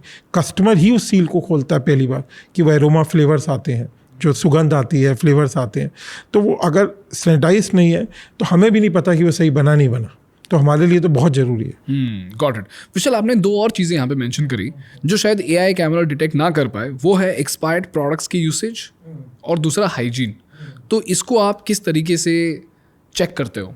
तो पहले तो वो हम एक कंपनी में कल्चर ही ऐसा बनाया है कि ये बहुत, जैसे कि हम कहते हैं कि हमारा जो गेस्ट है एक तरह से अतिथि है, हिंदी में बोलते हैं ना अतिथि है संस्कृत में, हमें बहुत एक कल्चर ही इस तरह से बनाया है कि हर चीज़ हाइजीनिक होनी चाहिए। बहुत ज़्यादा हम लोग उसको एम्फेसाइज करते हैं अपनी कंपनी में कि हर आदमी जो भी काम कर रहा है। और फिर कैमरास में हाइजीन तो नज़र आ ही जाती है। एक्सपायर्ड के भी बहुत सिस्टम्स हैं, प्रोसेस हैं, बारकोड्स हैं, QR स्कैनर्स हैं, जो कि कंटिन्यूसली उससे चेक होता रहता है कि अगर कोई भी चीज़ एक्सपायर्ड है या एक्सपायरी की तरफ जा रही है तो उसको पहले ही किचन उसको हटा दे किचन से, तो उसके भी सिस्टम्स एंड प्रोसेसेस हैं काफ़ी। तो विशाल, मुझे बताइए कि मान लो एक मसाला का पैकेट है जो कि एक्सपायर होके उसको अभी 6 महीने हो गए और अब इस मसाले के पैकेट को मैं यूज़ कर रहा हूँ, तो आप कैसे पता करोगे कि मैं ये एक्सपायर्ड पैकेट को ही यूज़ कर रहा हूँ? देखिए, पहले हमारे पास तो कुछ सोफिस्टिकेटेड तरीके हैं क्योंकि हम बड़े हो गए हैं थोड़े स्केल वगैरह में, पर आई थिंक सबसे पहले तो आपको एक कल्चर ही ऐसा बनाना पड़ेगा जो लोग शुरू कर रहे हैं कि अपनी एम्प्लॉयज़ को इतना सेंसिटाइज करना पड़ेगा कि भाई एक तरह से आपको अपने घर के लिए खाना बना रहे हैं, कोई ऐसी चीज़ जो एक्सपायर्ड है या हाइजीनिक है आप यूज़ कर ही नहीं सकते। आई थिंक वो कल्चर आपका सबसे बड़ा सेफ गार्ड है मेरे हिसाब से, क्योंकि हमने भी जब शुरू में करा तो इतने सिस्टम्स प्रोसेस शुरू में नहीं थे पहली किचन में, तो वो एक culture should safe guard. I think वो जो trainings culture should safe guard. पर जैसे जैसे बढ़ता जाता है, जैसे हमारी अब 100 से ज़्यादा आउटलेट हो गए, 40 से ज़्यादा सिटीज़ में, सो कल्चर तो है ही, पर वो प्रोसेसेस भी, क्योंकि हर पैकेट पे अब तो टेक्नोलॉजी इतनी इनेबल्ड है, QR कोड्स हैं या इनेबल्ड कैमरास हैं, आप किसी भी तरह के सिस्टम्स बना सकते हैं कि QR कोड में सब इंटेलिजेंस है कि अगर उसमें एक एक्सपायरी डेट है तो every morning you can say कि हमारे जितने आइटम्स हैं एक एम्प्लॉई जाके सबको स्कैन करेगा, किसी की भी अगर उसमें एक्सपायरी उस दिन से ज़्यादा है तो उस आइटम का अलर्ट आ जाएगा कि भाई ये तो एक्सपायर्ड है, आज यूज़ नहीं हो सकता, आज यूज़ नहीं हो सकता। तो वो systems process finally takes over once you become उतने बड़े आप हो जाते हैं। पर मुझे लगता है सबसे पहले वो कल्चर एक कंपनी में कि भाई एम्प्लॉयज़ ही सेफ गार्ड कर पाए, वो ज़रूरी है शुरू में, क्योंकि शुरू में एक जो क्लाउड किचन अगर एक से शुरू करा शायद इतने सिस्टम्स प्रोसेस नहीं लगा पाए। तो ये हो गया प्रोसेस। तो अगर मैं इसको स्टेप बाय स्टेप डिफाइन करूं, प्रोसेस क्या होता है तो पहले तो ये चीज़ है कि ये पता करो कि इंग्रेडिएंट अपने रॉ फॉर्म से फिनिश्ड प्रोडक्ट तक उनका जो प्रोसेस है वो क्या होता है, so that A to Z you know. Second step is to make sure that this entire process is standardized by having quality checks, and this can be done in 2 ways. One is culture, where you educate your employees about the importance of quality. And the second thing is you have systems and processes which will check for somebody who's going rogue. और यहाँ पे आपने use किया है AI enabled cameras and QR codes. काफ़ी QR codes हैं, audit systems हैं बहुत रोबस्ट। तो जैसे कि we have online audit sheets online, तो जब जैसे जो ऑडिट करने मिनिस्ट्री ऑडिट टीम जाती हैं तो कई बार ऐसा भी हो सकता है कि भाई कोई आदमी बाद में ऑडिट रिपोर्ट चेंज कर दे, तो वो सब ऑनलाइन होता है ऑडिट। जब वो करते जाते हैं तो उसकी वीडियो शीट बनती जाती है, और वो लोग भी जो ऑडिट करने जा रहे हैं वो भी चेंज नहीं कर सकते उसको क्योंकि वो क्लाउड पे उसी समय अपलोड होती जा रही है वो ऑडिट। ठीक है, ऑडिट के लिए भी आपने एक चेक रखा हुआ है। हाँ। और अगर ये सारे सिस्टम्स एंड प्रोसेस अगर आपके एकदम सेट है, तब जाके आप बोल सकते हो कि आपका जो क्लाउड किचन है वो ऑपरेशन के लिए रेडी है। और इसके साथ साथ हमारे पास 2 और पैरामीटर्स आते हैं, हाइजीन और एक्सपायरी। एक्सपायरी के लिए आपके पास QR कोड्स हैं, और हाइजीन के लिए अगर आपके पास कल्चर है, और दूसरा ये कि आपके पास AI एनेबल्ड कैमराज है जिसके थ्रू आप देख सकते हो। और ये मैं आपसे इसलिए पूछ रहा हूँ विशाल, क्योंकि मैंने 2-4 लोगों से बात करा और उन्होंने बोला कि कभी आपने क्लाउड किचन देखा है? तो मैंने बोला मैंने तो नहीं देखा है। तो उन्होंने कहा कि आइए मैं आपको दिखाता हूँ। तो पुणे में उन्होंने मेरे को 2-4 क्लाउड किचन्स दिखाए, और बहुत ही मैंने दूर से देखा है, and it was disgusting from a very far distance itself. और मैंने सोचा कि यार मैं यहाँ से सूप मंगा रहा हूँ, एंड उसके बाद ना मेरा परसेप्शन पूरी तरीके से बदल गया। लेकिन उसके बाद मैंने एक सोफिस्टिकेटेड ब्रांड का क्लाउड किचन देखा और मुझे समझ में आया कि wow this is absolutely brilliant. तो मुझे समझ में आया कि क्लाउड किचन ये अपने आप में एक बहुत बड़ा कैटेगरी है जिसमें अनऑर्गेनाइज्ड प्लेयर्स भी हैं और इसमें ऑर्गेनाइज्ड सोफिस्टिकेटेड प्लेयर्स भी है। तो मुझे ये समझ आया कि जो लोगों के दिमाग का जो परसेप्शन है ना कि मुझे क्लाउड किचन बिजनेस शुरू करना है, तो उनको लगता है 1-2 लाख में क्लाउड किचन बिजनेस शुरू हो जाएगा, जो कि ऐसा नहीं है। और ये जो आपने सिस्टम्स एंड प्रोसेसेस बताए, ये कोई छोटा बिजनेस वाला सिस्टम्स एंड प्रोसेस नहीं है, ये एक बड़े बिजनेस का सिस्टम्स एंड प्रोसेस है जिसको फॉलो करके आप बड़े ब्रांड बने हो, right? So your 300 crore company is sitting on the foundation of systems and processes. इसीलिए मुझे ये काफ़ी इंटरेस्टिंग लग रहा है. पर मैं गणेश ये भी कहना चाहूँगा कि शायद जो पहला क्लाउड किचन कर रहा है उसके लिए इतने सिस्टम्स प्रोसेस शायद शुरू में पॉसिबल नहीं, क्योंकि पहले तो वो ये देखे कि जो मैं बना रहा हूँ वो सामान बिक सकता है नहीं बिक सकता, कस्टमर उसे अप्रिशिएट कर रहा है नहीं कर रहा, क्योंकि शुरू में तो किसी एंटरप्रेन्योर को हॉर्स पावर पे भी चलाना होता है. कई बार इतना इन्वेस्टमेंट पॉसिबल नहीं होता. मैं ये नहीं कहता 1-2 लाख में क्लाउड किचन खुल जाएगी, वो शायद पॉसिबल नहीं है, पर शायद 8-10 लाख में खुल भी सकती है, 10-12 लाख में. तो सबसे पहले तो मुझे लगता है कि एंटरप्रेन्योर को एक प्रोडक्ट पे ज़्यादा फोकस करना चाहिए, कस्टमर पे ज़्यादा फोकस करना चाहिए और ये देखना चाहिए वो प्रोडक्ट मार्केट फिट है कि नहीं, प्रोडक्ट मार्केट फिट है कि नहीं, क्योंकि सिस्टम्स प्रोसेस मुझे लगता है फिर भी उसके बाद आने चाहिए. पहले तो प्रोडक्ट मार्केट फिट आना चाहिए और एक कल्चर आना चाहिए कंपनी का. Got it. हाँ, क्योंकि प्रोडक्ट मार्केट फिट और कल्चर नहीं होगा तो सिस्टम्स प्रोसेस भी कुछ नहीं कर सकते. Got it. ठीक है विशाल, तो डिलीवरी हो गया, टेस्ट हो गया, स्टैंडर्डाइजेशन हो गया. Do we have any other parameter जिसके थ्रू हम ये गेज कर सकते हैं कि ये cloud kitchen category worth investing है कि नहीं? नहीं, जैसे मैंने कहा कि अगर लोग वो खाना खाते हैं, जैसे मैंने कहा A1 समोसा भी चलता है, तो समोसा की भी क्लाउड किचन हो सकती है. अगर आपको उसको स्टैंडर्डाइज करना आता है तो और प्रोडक्ट मार्केट फिट है तो आप शुरू कर सकते हैं. पर मैं इस बात को भी साथ में कहना चाहता हूँ कि लोग जैसे शायद सरदार जी पाव भाजी वाले हैं या कोई और है जो 1-2 आउटलेट ही चलाते हैं, पर वो अपनी अगर उनका कल्चर ही इतना स्ट्रॉन्ग है और वो एक आउटलेट से भी इतना पैसा कमा सकते हैं, तो शायद उनको इतना 100 आउटलेट या 400 आउटलेट डालने की, तो वो भी एक अच्छा बिजनेस हो सकता है, वो भी हो सकता है. विशाल, ये बहुत इंटरेस्टिंग बात करी आपने और यहाँ में ना मुझे आपसे ये पूछना है कि रेस्टोरेंट बिजनेस ज़्यादा प्रॉफिटेबल है कि क्लाउड किचन ज़्यादा प्रॉफिटेबल है? नहीं, देखिए दोनों हो सकते हैं, चलाने वाले के ऊपर है. पर ये है कि क्लाउड किचन में आपका कैपिटल कॉस्ट थोड़ी कम लगती है. रेस्टोरेंट में तो देखिए आपको एक रेंट भी ज़्यादा देना पड़ेगा, आप शायद मॉल में लें या ऐसी जगह लें कि जो विजिबल है कि लोग आ पाए, तो रेंट भी ज़्यादा आपको कैपिटल, उसके लिए आपको टेबल कुर्सी अच्छा एक एनवायरनमेंट भी देना पड़ेगा कि लोग आके खा पाए, तो कैपिटल कॉस्ट भी ज़्यादा लगेगी. क्लाउड में वो कम लगेगी, पर क्लाउड में फिर आपको फूड एग्रीगेटर्स को डिलीवरी चार्जेस भी देने पड़ेंगे, वहाँ मार्केटिंग भी करनी पड़ेगी, तो कॉस्ट वहाँ पर भी है. तो कॉस्ट दोनों जगह चलाने के तरीके के ऊपर है.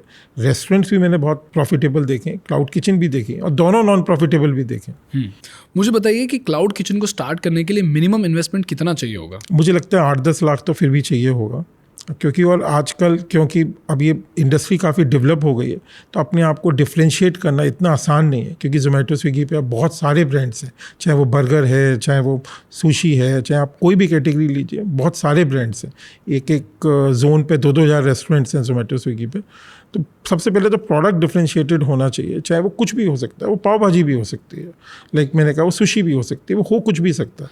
ये तो हो गया फिक्स्ड कॉस्ट. अभी वर्किंग कैपिटल कितना होना चाहिए मिनिमम क्लाउड किचन के लिए? वर्किंग कैपिटल तो देखिए इस बिज़नेस में ज़्यादा नहीं चाहिए, क्योंकि ये कैश का धंधा है. आप जो भी बेचते हैं, चाहे अपना खुद की डिलीवरी करें, चाहे जोमेटो स्विगी पे करें, वो पेमेंट तो 2-4 दिन में 5 दिन में आ जाती है, उसी दिन आ जाती है.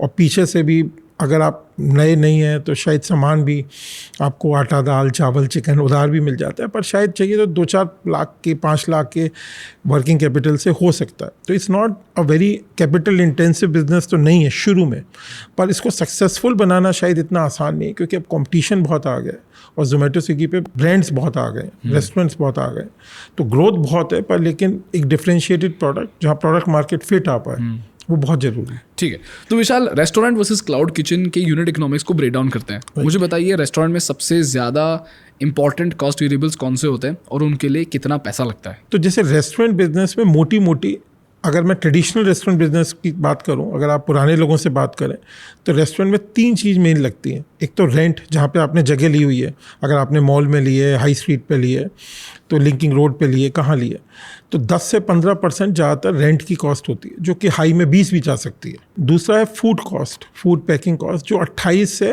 35% ज़्यादातर केस में होती है, 28 से 35%. और तीसरी कॉस्ट है जो लेबर, जो लोग खाना बना रहे हैं, सफाई कर रहे हैं, तो वो जनरली 9-10% से 9 से 18% के बीच में होती है. अगर वो रेस्टोरेंट बहुत बड़ा है, उसमें बहुत सर्विस कंपोनेंट है, बहुत सिटिंग है, तो सर्विस मैनेजर्स और सर्वर्स भी बहुत होंगे, तो 9 से 18%, 10 से 18% मान लीजिए. तो 3 बड़ी कॉस्ट होती है. अगर हम फूड डिलीवरी में चले जाएं तो जो रेंट है, जो करीब 10 से 15% होता है, फूड डिलीवरी में वो 4-5% हो जाता है, तो वो कम हो जाता है। और थोड़ी सी इफ़ आई कैन से जो लेबर कॉस्ट है वो कम हो जाती है, क्योंकि आप सर्विस नहीं कर रहे, आपके पास सर्विस वाला स्टाफ नहीं है, मैनेजर्स थोड़े कम है, क्योंकि आप खाली बना रहे हैं, सर्विस नहीं कर रहे। तो वो जो कॉस्ट 16-17-18% होती है वो 8-9% पे आ जाती है। तो आपके 8-9% वहाँ बच गए लेबर में, और 10% फूड में बच गए। लेकिन आपका वो 25-30% जो आप जोमेटो स्विगी पे मार्केटिंग कर रहे हैं और जो कमीशंस दे रहे हैं डिलीवरी, वो बढ़ जाती है। तो जोमेटो स्विगी का जो कमीशन होता है वो उसको मैं कितने परसेंटेज में पकड़ूं? आप 25% मोटा पकड़ के चलिए एक नए बिजनेस के लिए, 25% करीब पकड़ के और चलिए। फूड? तो फूड करीब वही रहता है, 28% करीब रहता है, पर उसमें थोड़ी सी पैकेजिंग कॉस्ट बढ़ जाती है। तो वो क्योंकि पैकिंग करके, अच्छी पैकिंग करके आपको भेजना है, तो वो 27-28% के करीब या 25 से 28% फूड कॉस्ट हो जाती है, और 4-5% पैकेजिंग कॉस्ट हो जाती है। तो मैं 30% पकड़ रहा हूँ। हाँ, 30 से 35% आपको पकड़िए चाहिए। हाँ, 30 से 35%। और average order value restaurant versus cloud kitchen में कितना होता है? ये बहुत फ़र्क है। तो क्लाउड, जैसे जोमेटो स्विगी का एवरेज ऑर्डर वैल्यू पूरे इंडिया में देखिए तो 400-425 रुपये है। पूरे इंडिया में आप देखें तो 400-425 रुपये का एक ऑर्डर होता है एक ज़्यादातर। पर आप रेस्टोरेंट्स तो देखिए सब तरह के हैं, आपको 200 रुपये का खाना भी मिलता है, और अगर आप थोड़े से कैजुअल डाइनिंग में जाएँ तो पर चेक 800-1000 का भी होता है, 2000 का भी होता है। तो जनरली पर रेस्टोरेंट्स अगर मैं बोलूँ कि जिसमें हम लोग फैमिलीज़ के साथ जाते हैं, या बॉम्बे, दिल्ली में एटलीस्ट, बेंगलोर में, कलकत्ता में, तो अगर हस्बैंड वाइफ और 2 बच्चे गए तो 1000-1500 का बिल तो मेरे ख्याल से मामूली बात है आज के दिन। पर डिलीवरी बिजनेस में ये एवरेज चेक साइज़ 400-450 रुपये का होता है एक। तो जो एवरेज ऑर्डर वैल्यू होता है वो डिलीवरी बिजनेस में कम होता है, थोड़ा कम होता है, और आपके जो मार्जिन होते हैं वो सिग्निफिकेंटली हाई होते हैं, लेकिन उसमें से जो मेजर चंक होता है वो स्विगी जोमेटो को कमीशन पे चला जाता है। ओके, तो अगर मैं इसको समराइज करूँ तो रेस्टोरेंट में अपने पास 68% सारे ये 3 मेजर कॉस्ट है, फूड, लेबर, उसके बाद फिर इलेक्ट्रिसिटी भी है, थोड़ा फ्यूल भी है, थोड़ी मार्केटिंग भी है। तो जनरली रेस्टोरेंट बिजनेसेस 15% प्रॉफिट के बिजनेस होते हैं, नेट मार्जिन 15 से 18। अगर आप देवयानी की, जो आप KFC चलाता है इंडिया में देखें, या आप सफायर फूड जो KFC पिज़्ज़ा हट चलाता है, या आप कोई भी जो लिस्टेड एक कंपनी देखिए, अगर रेस्टोरेंट ब्रांड्स जो बर्गर किंग चलाता है, तो ज़्यादातर लोगों के जो प्रॉफिट मार्जिन हैं, एबिटा मार्जिन जो बोलते हैं, 15 से 20% के बीच में होते हैं। उस स्केल पर भी ये सिर्फ 15% मार्जिन कमा पा रहे हैं? 15 से, पर स्केल बहुत बड़ा है ना। आप देखिए आज जुबिलेंट डोमिनोज है, 5,500 करोड़ का बिजनेस करता है, तो उसमें 15-20% भी 1000 करोड़ हो गए। नहीं, मैं ये सोच रहा हूँ कि अगर डोमिनोज इतने स्केल के साथ अगर 15% मार्जिन पर ऑपरेट कर रहा है, 15 नहीं है, करीब उनका 18-20-21% है। ओके, तो अगर मैं आज जाके क्लाउड किचन शुरू करूँ और मेरे पास इतना स्केल ना हो तो मेरे जो मार्जिन हो गए तो काफी कम होंगे। हाँ, आई थिंक 8-10% से ज़्यादा उम्मीद करना शायद मुश्किल है। अगर आप शुरू करें 10-12% से ज़्यादा थोड़ा मुश्किल है मेरे हिसाब से। ओके, 8-10% हो गया, ठीक है। और ठीक है, तो आपका मोटा मोटी नेट मार्जिन जो होता है वो क्लाउड किचन में कितना होता है डिलीवरी बिजनेस में? देखिए, बहुत बिजनेसेस तो जैसे हमें पता है फूड में बंद हो जाते हैं, तो शायद नेगेटिव ही होता है, पर जो अच्छा करते हैं उनका 10-15% ही होता है। तो दोनों जगह में 10-15% के आसपास ही है। हाँ, 10-15% ही है, पर जो QSR बिजनेसेस हैं जैसे KFC वगैरह जो पुराने बन गए हैं, डोमिनोज, वहाँ 15-20% होता है। गॉट इट, ठीक है। विशाल, मैंने एक स्टैट पढ़ा जो कहता है कि more than 90% of the restaurants go out of business in the first 3 years itself. तो रेस्टोरेंट्स इतनी जल्दी बैंकरप्ट कैसे हो जाती है? रेस्टोरेंट्स मैं कहता हूँ थोड़ा मूवी बिजनेस की तरह है, थोड़ी ग्लैमरस बिजनेस है। सबको लगता है कि एक तो खाना बनाना आसान है, तो रेस्टोरेंट खोल लेते हैं, कुर्सी मेज डालनी है और थोड़ा सा अच्छी कॉफ़ी, चाय और बर्गर सैंडविच बनाना है तो खोल ले। तो आई थिंक लोगों को देखने में आसान लगता है। तो एक तो कंपटीशन हमेशा आता रहता है क्योंकि लोग खोलते रहते हैं। It is like a glamour business, like a said movie business. तो कंपटीशन हमेशा आता रहता है, एंट्री बैरियर्स कम है। रेस्टोरेंट बिजनेस में एंट्री बैरियर्स कम है? हाँ, क्योंकि देखिए ना, आप जैसे हमने कहा क्लाउड किचन है, 5-10 लाख 15 लाख किसी के पास भी हैं, तो वो अपने कहीं पे लाइसेंस लेके FSI का शुरू तो कर ही सकता है। या रेस्टोरेंट में अगर मैं बोलूँ, रेस्टोरेंट भी जो समोसा सैंडविच चाय भी बेच रहा है वो भी रेस्टोरेंट है ना, तो खोल तो कोई भी सकता है। ऐसी कोई रॉकेट साइंस तो है नहीं। अगर मान लीजिए आज ये माइक है, ये माइक हर कोई तो नहीं बना सकता ना, इस या जो कैमरेस लगे हैं, लाइट लगे हैं, मतलब इसमें एक टेक्नोलॉजी लगेगी, चीज़ें लगेगी, फिर इसको बेचने का और फिर इतना ग्लैमरस नहीं है कि हर आदमी थोड़ी एक माइक बनाना चाहता है। थोड़ा बोलने में भी अच्छा लगता है कि मेरा रेस्टोरेंट है या मैंने ये करा, तो थोड़ा सा लोगों को लगता है जब घर में खाना तो बनते देखते हैं कि ये इतना मुश्किल नहीं है। शायद और एटलीस्ट क्लाउड किचन में, और रेस्टोरेंट 20-30 लाख से भी खुल सकता है। Delivery business cloud kitchen 5-10 lakh से, तो एंट्री बैरियर तो कम है ही थोड़ा। तो कंपटीशन हमेशा आता रहता है, जो कि शायद अगर अच्छा खाना ना भी दे पाए तो वो बिजनेस तो ख़राब करते रहते हैं लोगों के लिए। और एक तो ये रीज़न है। दूसरा रीज़न क्या है कि स्टैंडर्डाइजेशन, जो मैं कह रहा हूँ कि प्रोडक्ट मार्केट फिट, पहले तो क्योंकि इतने रेस्टोरेंट हमेशा होते हैं क्लाउड किचन, कि वो प्रोडक्ट मार्केट फिट जो हम बोलते हैं कि जो हम बना रहे हैं, जिस प्राइस में बना रहे हैं, जिस प्राइस में और जिस टेस्ट में कस्टमर खाना चाह रहा है, वो हमेशा बना रहे। पहले तो बने और फिर बना रहे। बना रहना और ज़्यादा मुश्किल है। कई बार लोग कहते हैं कि पैसा कमाना, जो कि मुश्किल है, पर कमा के रख पाना और ज़्यादा मुश्किल है। कई बार कहते हैं ना, लक्ष्मी को रखने के लिए सरस्वती की भी ज़रूरत होती है। करेक्ट। तो इसमें भी जैसे कि आप उस क्वालिटी को मेंटेन करते रहें, उस रेस्टोरेंट को मेंटेन करते रहें, वो भी तो एक बहुत बड़ी बात है कि भाई कि वो सिस्टम्स प्रोसेस बने रहे। क्योंकि एक जनरेशन ने कभी एक अच्छा कुक आ गया तो खाना अच्छा बन गया, पर अगर वो कुक चला गया तो खाना फिर ख़राब हो गया, क्योंकि सिस्टम्स प्रोसेस कभी बना ही नहीं। तो जैसे एक तो कंपटीशन बहुत है, एंट्री बैरियर्स कम है, और फिर उसको सैनिटाइज करते रहना, टेस्ट को मेंटेन करना। पर इन बिजनेसेस में ये भी है कि देखिए, जैसे मैकडोनल्ड है 1950-60 से है, या डोमिनोस है 1960-70 से, स्टारबक्स। अगर ये बिज़नेस स्केल पे बन जाए, अच्छे बन जाए, तो ये 50-50, 100-100 साल भी चलते रहते हैं। जैसे टेक्नोलॉजी बिजनेस तो 10-20-25 साल में डिसरप्ट हो जाते हैं, पर ये बिजनेसेस में अगर एक बार टेस्ट, सप्लाई चेन, कंसिस्टेंसी सब कुछ बन जाए तो ये 50-50, 100 साल भी चल सकते हैं।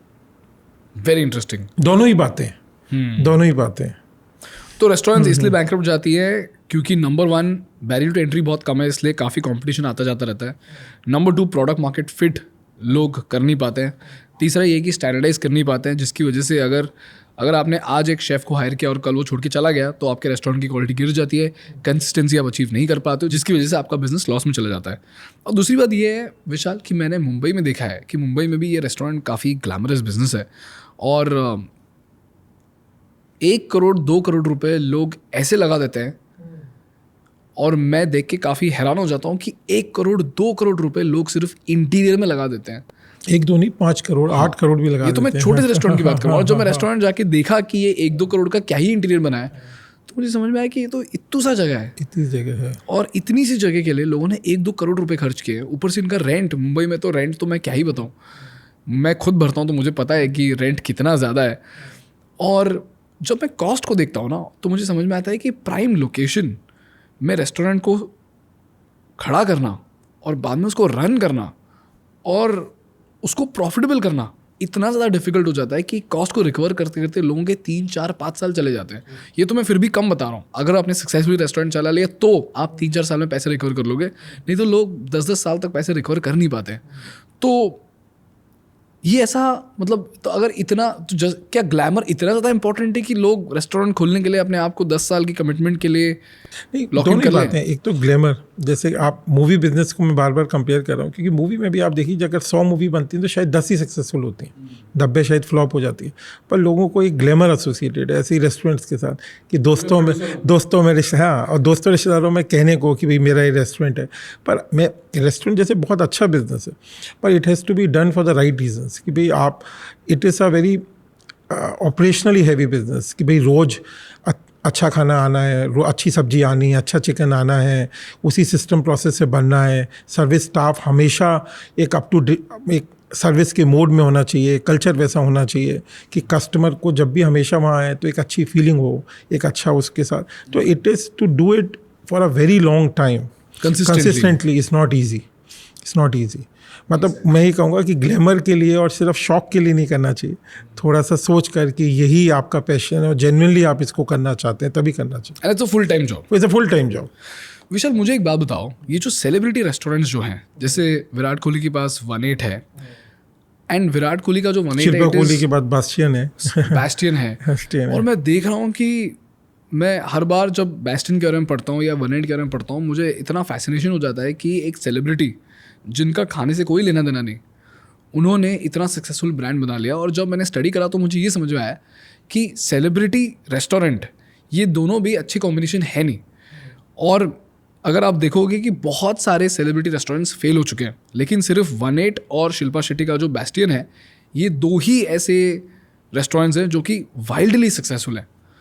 तो ऐसी इनमें क्या खास बात है कि ये सक्सेसफुल हो गए और बाकी रेस्टोरेंट्स फेल हो गए? देखिए, सेलिब्रिटी का कहीं भी अगर आप वर्ल्ड वाइड देखें तो खाली रेस्टोरेंट्स में ही नहीं, ब्यूटी प्रोडक्ट्स में मेरे ख्याल से दीपिका पादुकोण ने अपना एक ब्यूटी ब्रांड लॉन्च किया, आलिया भट्ट भी अपना कुछ एक फैशन ब्रांड लॉन्च कर रहे हैं। वर्ल्ड वाइड भी अगर आप देखोगे तो बहुत तरह से, जॉर्ज क्लूनी ने अपनी लिकर ब्रांड लॉन्च करा, तो बहुत लोग लॉन्च करते हैं। उससे देखिए एक फ़ायदा तो होता है कि क्योंकि लोग सेलिब्रिटीज़ को जानते हैं, दीपिका पादुकोण या शिल्पा शेट्टी, तो एक नेचुरल क्यूरियोसिटी हो जाती है कि भाई चलिए एक बार ट्राई करके देखते हैं। तो जो मार्केट कस्टमर को एक्वायर करने में जो एक नॉर्मल ब्रांड को बहुत टाइम लगेगा, इन सेलिब्रिटीज़ के एसोसिएट होने से क्यूरियोसिटी तो बढ़ जाती है, तो वो फर्स्ट टाइम एक्विजिशन शायद आसान हो जाता है, कस्टमर एक बार चांस दे देता है। पर लेकिन उसका ये मतलब नहीं है कि कस्टमर दोबारा आएगा। वो तो अगर प्रोडक्ट मार्केट फिट होगा, कस्टमर को प्रोडक्ट अच्छा लगेगा, वो क्वालिटी में कंसिस्टेंसी होगी, राइट प्राइस पे होगा, वो तभी आएगा। तो अगर आप कह रहे हैं 1-8 और बस चेन अच्छा चल रहा है, क्योंकि मैं बॉम्बे रहता नहीं, मुझे थोड़ा सा कम पता है इधर इन दो ब्रांड्स का, ऑल्दो मैंने खाया हुआ और मुझे अच्छा लगा, पर इसका मतलब उन्होंने ऑपरेटिंग पार्टनर अच्छे लिए होंगे। भाई नाम अगर विराट कोहली का है या शिल्पा शेट्टी का, तो ऐसा तो नहीं है कि उन्हें खाना बहुत अच्छा बनाना आता है या उन्हें सिस्टम प्रोसेस आते हैं, तो उन्होंने इसके पीछे कोई ना कोई ऑपरेटिंग पार्टनर जिसको ये बिजनेस बहुत अच्छा समझ में आता है वो ज़रूर लिया होगा। करेक्ट। देखिए, हमने अभी ट्रम्प का इलेक्शन हम सब ने देखा, तो कमला हैरिस जी ने, जो कि काफ़ी खुद भी अच्छी हैं, पर उन्होंने बहुत सेलिब्रिटीज़ को बुलाया, from Oprah Winfrey to Taylor Swift, बहुत लोगों ने एंडोर्स करा, पर इसका मतलब ये नहीं है कि कमला हैरिस जीत गए। तो वो तो लोग कमला हैरिस को व्यू करेंगे अगर उनकी पॉलिटिक्स उन्हें अच्छी लग रही है, उनकी पॉलिसीज अच्छी लग रही है। सेम चीज़ खाने पर है, ब्यूटी प्रोडक्ट्स पे है। हाँ। तो आप कह रहे हो कि कस्टमर एक्विजिशन सेलिब्रिटीज़ की वजह से बहुत आसान हो जाता है, लेकिन एक्वायर करने के बाद जब कस्टमर आपके पास फर्स्ट टाइम आता है, अगर आपने उसको अच्छा खाना नहीं खिलाया तो रिटेन होने का कोई स्कोप नहीं है। वो तो सेम। लेकिन अगर कस्टमर एक्विजिशन के बाद अगर आपने उनको बहुत ही बढ़िया खाना खिलाया, जैसे 1-8 का खाना मुझे बहुत पसंद तो है, फिर चलेगा, क्यों नहीं चलेगा? तो फिर वो चलने लग जाएगा। क्यों नहीं चलेगा? तो ये जो इनिशियल पुश जो है सेलिब्रिटी का, जो वैल्यू ऐड है, वो दिस इनिशियल पुश है। Initial push. अब काइली जेनर की जो बहुत बड़ी इंस्टाग्राम इन्फ्लुएंसर है वर्ल्ड में, उनके बहुत ब्यूटी प्रोडक्ट्स हैं, बहुत फैशन प्रोडक्ट्स हैं, चलते। अगर आप उसको बैकअप कर पा रहे हैं अच्छे प्रोडक्ट से, पहला चांस आपको सेलिब्रिटी होने की वजह से शायद आसानी से मिल जाए। बहुत ही बढ़िया है, अमेजिंग। विशाल, अगर मुझे आज एक बिरयानी का अगर क्लाउड किचन शुरू करना हो तो मुझे इसका यूनिट इकोनॉमिक्स का ब्रेकडाउन चाहिए। तो पहले तो शुरू करते हैं कि मुझे कितना इन्वेस्टमेंट लगेगा with all the systems and process in place. मैं ये नहीं चाहता हूँ कि कोई फ्रूगल एंटरप्रेन्योर्स को स्टार्ट करे, मैं चाहता हूँ कि एक ऐसा एंटरप्रेन्योर्स को शुरू करे जो कि ये सोचे कि अभी मेरे को इसको 100 करोड़ का ब्रांड बनाना है। तो if I have to start a cloud kitchen for biryani, initial investment कितना लगेगा? अगर आपको जिस सिस्टम प्रोसेस से हम करते हैं उससे करोगे तो करीब 50 to 70 लाख लगेगा। 50 to 70 lakhs पर क्लाउड किचन? पर क्लाउड किचन लगेगा। अगर उस सिस्टम प्रोसेस से आप करोगे, क्योंकि इसमें आपका सब कुछ आ जाएगा। हाँ, क्योंकि हम लोग उस जो इक्विपमेंट यूज़ करते हैं वर्ल्ड क्लास करते हैं, जो सारी हाइजीन के लिए और जो सेफ्टी के लिए करते हैं वो बहुत वर्ल्ड क्लास करते हैं, तो 60-70 लाख लग जाए। यहाँ पे विशाल मेरे पास एक क्वेश्चन है। आपने तो ये सब कुछ कर लिया, standardisation, input standardisation, process standardisation, लेकिन क्या आज ऐसी कोई कंपनी है या ऐसी कोई कैटेगरी ऑफ कंपनीज़ हैं जो मुझे स्टैंडर्डाइजेशन में हेल्प करेंगे, जिससे मुझे ये पता चले कि ओके ये जो मेरा प्रोडक्ट है, जैसे मेरा बिरयानी है, तो मुझे मसाले के लिए एक्सपायरी चेक करने के लिए मुझे ये मशीन, इस प्रोसेस को यहाँ पे लगाना पड़ेगा जिससे कि बिरयानी ढंग से बने? क्या ऐसे कैटेगरीज? अनफॉर्चुनेटली अभी ये इकोसिस्टम इतना डेवलप नहीं हुआ है कि जो स्टैंडर्डाइज करने के लिए, जैसे अगर आप एक स्टील फैक्ट्री लगा रहे हैं तो आई थिंक क्योंकि उसमें मिलियंस ऑफ डॉलर का कैपेक्स लगता है, $100 मिलियन का, तो बहुत कंपनीज हैं जो आपको लगवा देंगी। पर अनफॉर्चुनेटली ये इकोसिस्टम अभी इतना डेवलप नहीं हुआ है कि इतनी बड़े कंसल्टेंट्स या कंपनीज हैं। पर कंसल्टेंट्स ज़रूर हैं जो आपको गाइड कर देंगे, पर लेकिन आपको काफ़ी डिसीजन रिसर्च फिर भी अपनी ही करनी पड़ेगी क्योंकि बहुत स्टैंडर्डाइज नहीं है। ओके, इसका मतलब एक बहुत बड़ा गैप तो है मार्केट में। गैप तो है, जहाँ पे आप ब्रांड्स को स्टैंडर्डाइजेशन में कंसल्ट कर सकते हो। कर सकते हो। कंसल्टेंट्स भी हैं काफ़ी, पर आपको भी वो काफ़ी मल्टीपल यूज़ करने पड़ेंगे कि आप राइट डिसीजंस पे पहुँच पाओ। गॉट इट, ठीक है। और वर्किंग कैपिटल कितना लगेगा? तो मैं वर्किंग कैपिटल तो देखिए इसमें ज़्यादा नहीं लगता है, अगर ये आपकी सेल्स पे डिपेंड करता है। अगर आपकी महीने की 10 लाख की सेल है, अगर 10 लाख की सेल है तो आपका 3-4 लाख का लगेगा। अगर आपकी 30 लाख की सेल है तो चाहे 6-7-8 लाख का, क्योंकि मैंने कहा कि 4-5 दिन में साइकिल घूम जाती है। आपने जो सामान खरीदा और जो पैसे आए तो 4-5 हफ्ते भर से ज़्यादा की वर्किंग कैपिटल नहीं लगती। जो भी आपके हफ्ते भर की सेल है समझिए उतना वर्किंग कैपिटल चाहिए। Got it. तो अगर आपका 10 लाख का अगर रेवेन्यू है तो जैसे आपने यूनिट इकोनॉमिक्स बात करा उसमें आपका जाएगा 3-4 लाख, पर जो भी हफ्ते की आपकी सेल है उतना वर्किंग कैपिटल चाहिए कि तब तक कैश कलेक्ट हो जाता है। एक हफ्ते की सेल की वर्किंग कैपिटल चाहिए। वर्किंग कैपिटल चाहिए और थोड़ा सा क्योंकि आपको लेबर को सैलरी वगैरह देनी है चीज़ें, तो उसका 1 मंथ की सैलरी और रख लीजिए आप अलग से। Got it. और जैसा कि आपने यूनिट इकोनॉमिक्स में बताया कि अगर 10 लाख आपका अगर रेवेन्यू है तो 10 लाख के रेवेन्यू में आपका 80 से 90 हज़ार रुपये पर मंथ जाएगा लेबर में, आपका 30 to 35% यानी कि 3 से 3.5 लाख रुपए जाएगा फूड में, और रेंट में फूड एंड पैकिंग, हाँ। रेस्टोरेंट के लिए 25-30% है, रेंट के लिए जैसे आपने बोला क्लाउड 4 किचन के से लिए 5% या 6%, हाँ। यानी 40 से 50 हज़ार रुपये आपका रेंट में जाएगा। ठीक है। और ये बाय द वे कितने स्क्वायर फीट के लिए है? तो जनरली ये क्लाउड किचन्स 500-600 स्क्वायर फुट में एक ब्रांड की अगर करनी है तो हो जाता है 500-600 स्क्वायर फुट में। ठीक है, गॉट इट। तो ये हो गया बिरयानी लोग का। 200-300 स्क्वायर फुट में भी कर लेते हैं, जो कि आजकल काफ़ी क्लाउड किचन कंपनीज हैं जो 200 स्क्वायर फुट दे देती हैं लोगों को। तो 200 स्क्वायर फुट में भी अगर खाली बर्गर कर रहे हैं, खाली सैंडविच कर रहे हैं तो 200 स्क्वायर फुट में भी पॉसिबल। ठीक है। और मुझे बताइए कि कितने लेबर्स लगते हैं आपको एक क्लाउड किचन को ऑपरेट करने के लिए? हमारे तो क्योंकि हमारी सेल ज़्यादा लगता है, पर एक नॉर्मल क्लाउड किचन को 4-5 लोगों में ऑपरेट करा जा सकता है। अच्छा, और आपके क्लाउड किचन में कितने लोग होते तो हैं? हमारे तो करीब 15-20 लोग होते हैं, क्योंकि सेल्स भी काफ़ी है और हमारे डिलीवरी राइडर्स भी काफ़ी बार हमारे ही होते हैं। तो हमारे तो 15-20 लोग लगते हैं क्लाउड किचन में, गॉट इट। पर 25 भी लगते हैं जो बड़ी हैं। बट मुझे एक बात बताइए, अगर आप बिरयानी बाई किलो के ऐप से अगर बेचते हैं तो आपको 25-30% कमीशन नहीं देना पड़ता जोमेटो या स्विगी को, तो फिर क्या आप उसमें डिस्काउंट देते हैं आपके बिरयानी से? हाँ, देते हैं और लॉयल्टी पॉइंट्स भी देते हैं। एंड वी एनकरेज कस्टमर्स की बिरयानी बाई किलो की ऐप से डाउनलोड करके करें, वेबसाइट से करें, हमारा ऑल इंडिया कॉल सेंटर है उससे करें।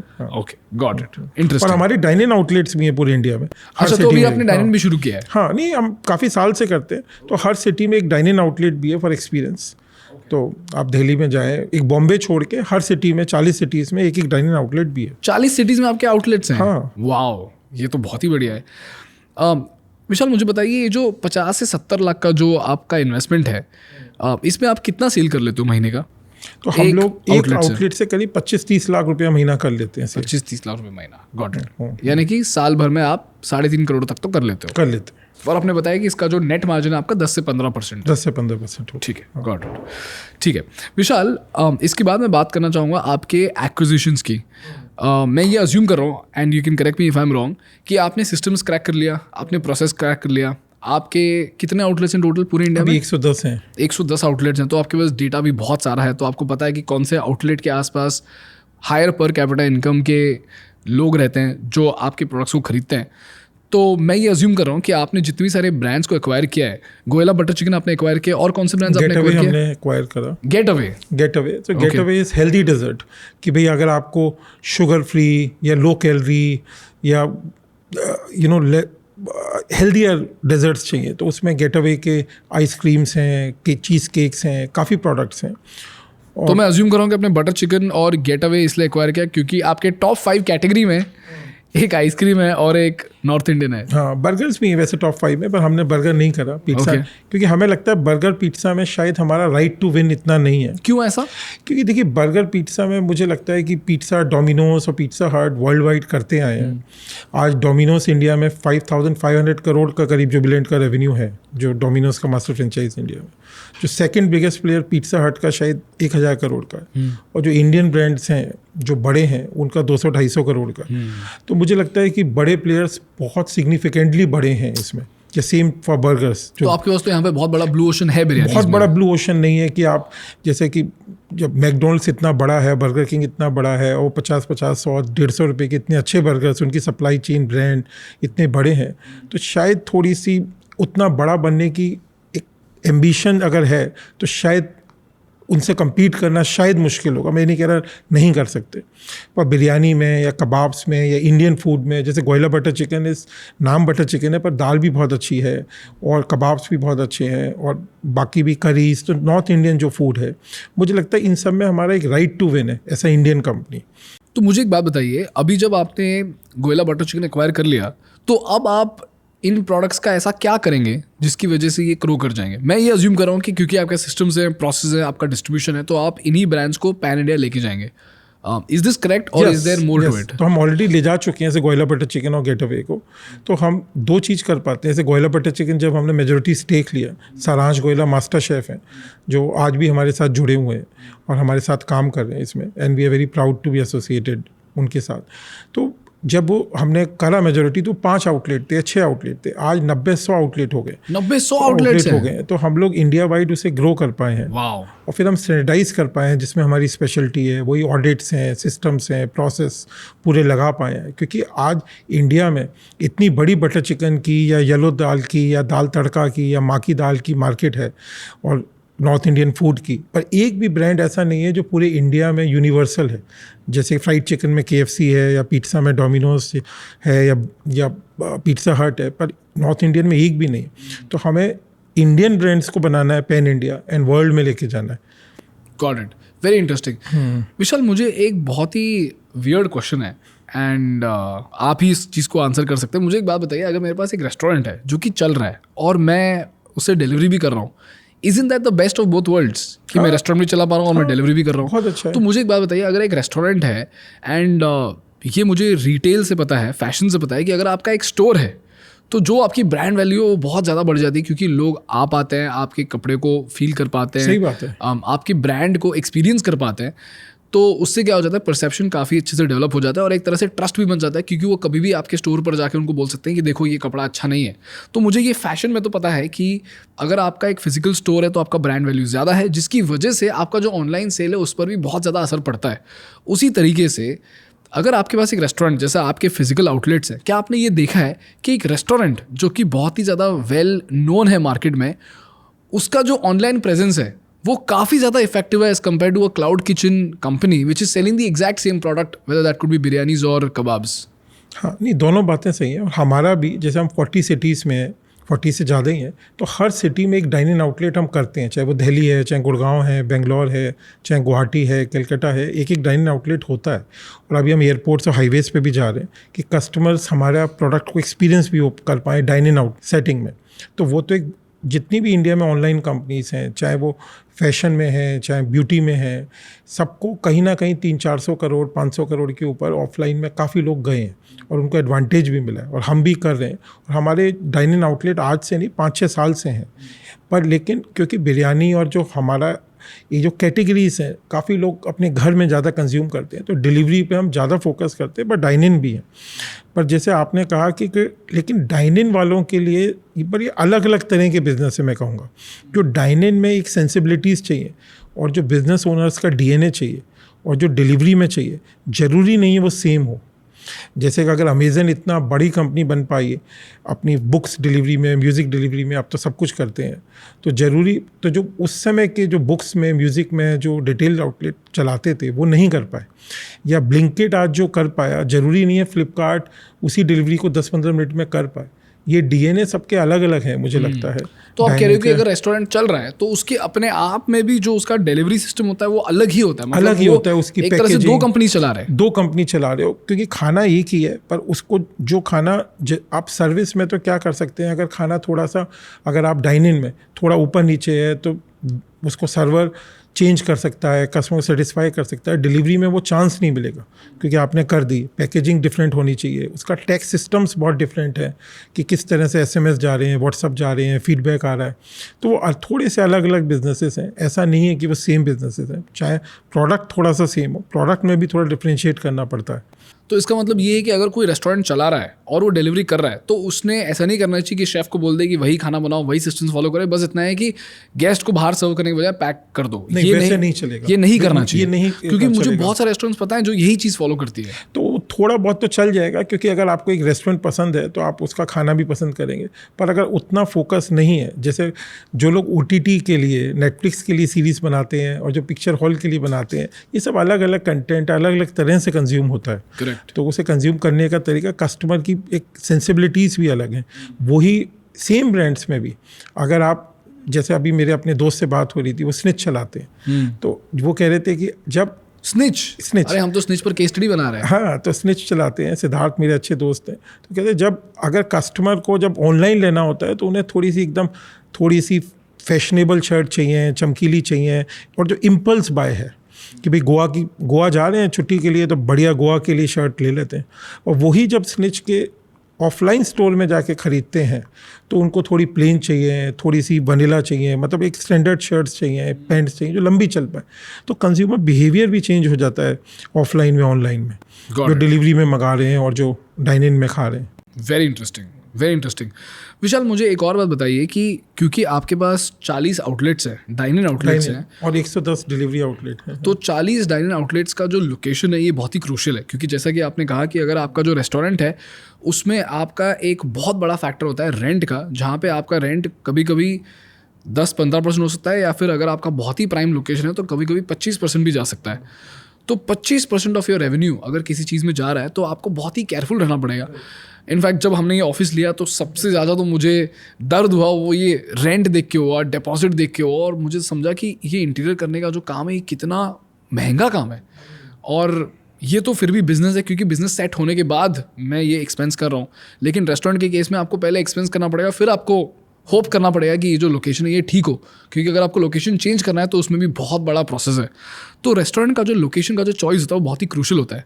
तो मुझे बताइए, अगर मेरे को एक रेस्टोरेंट खोलना है तो मैं prime location for a restaurant कैसे चूज़ करूँ?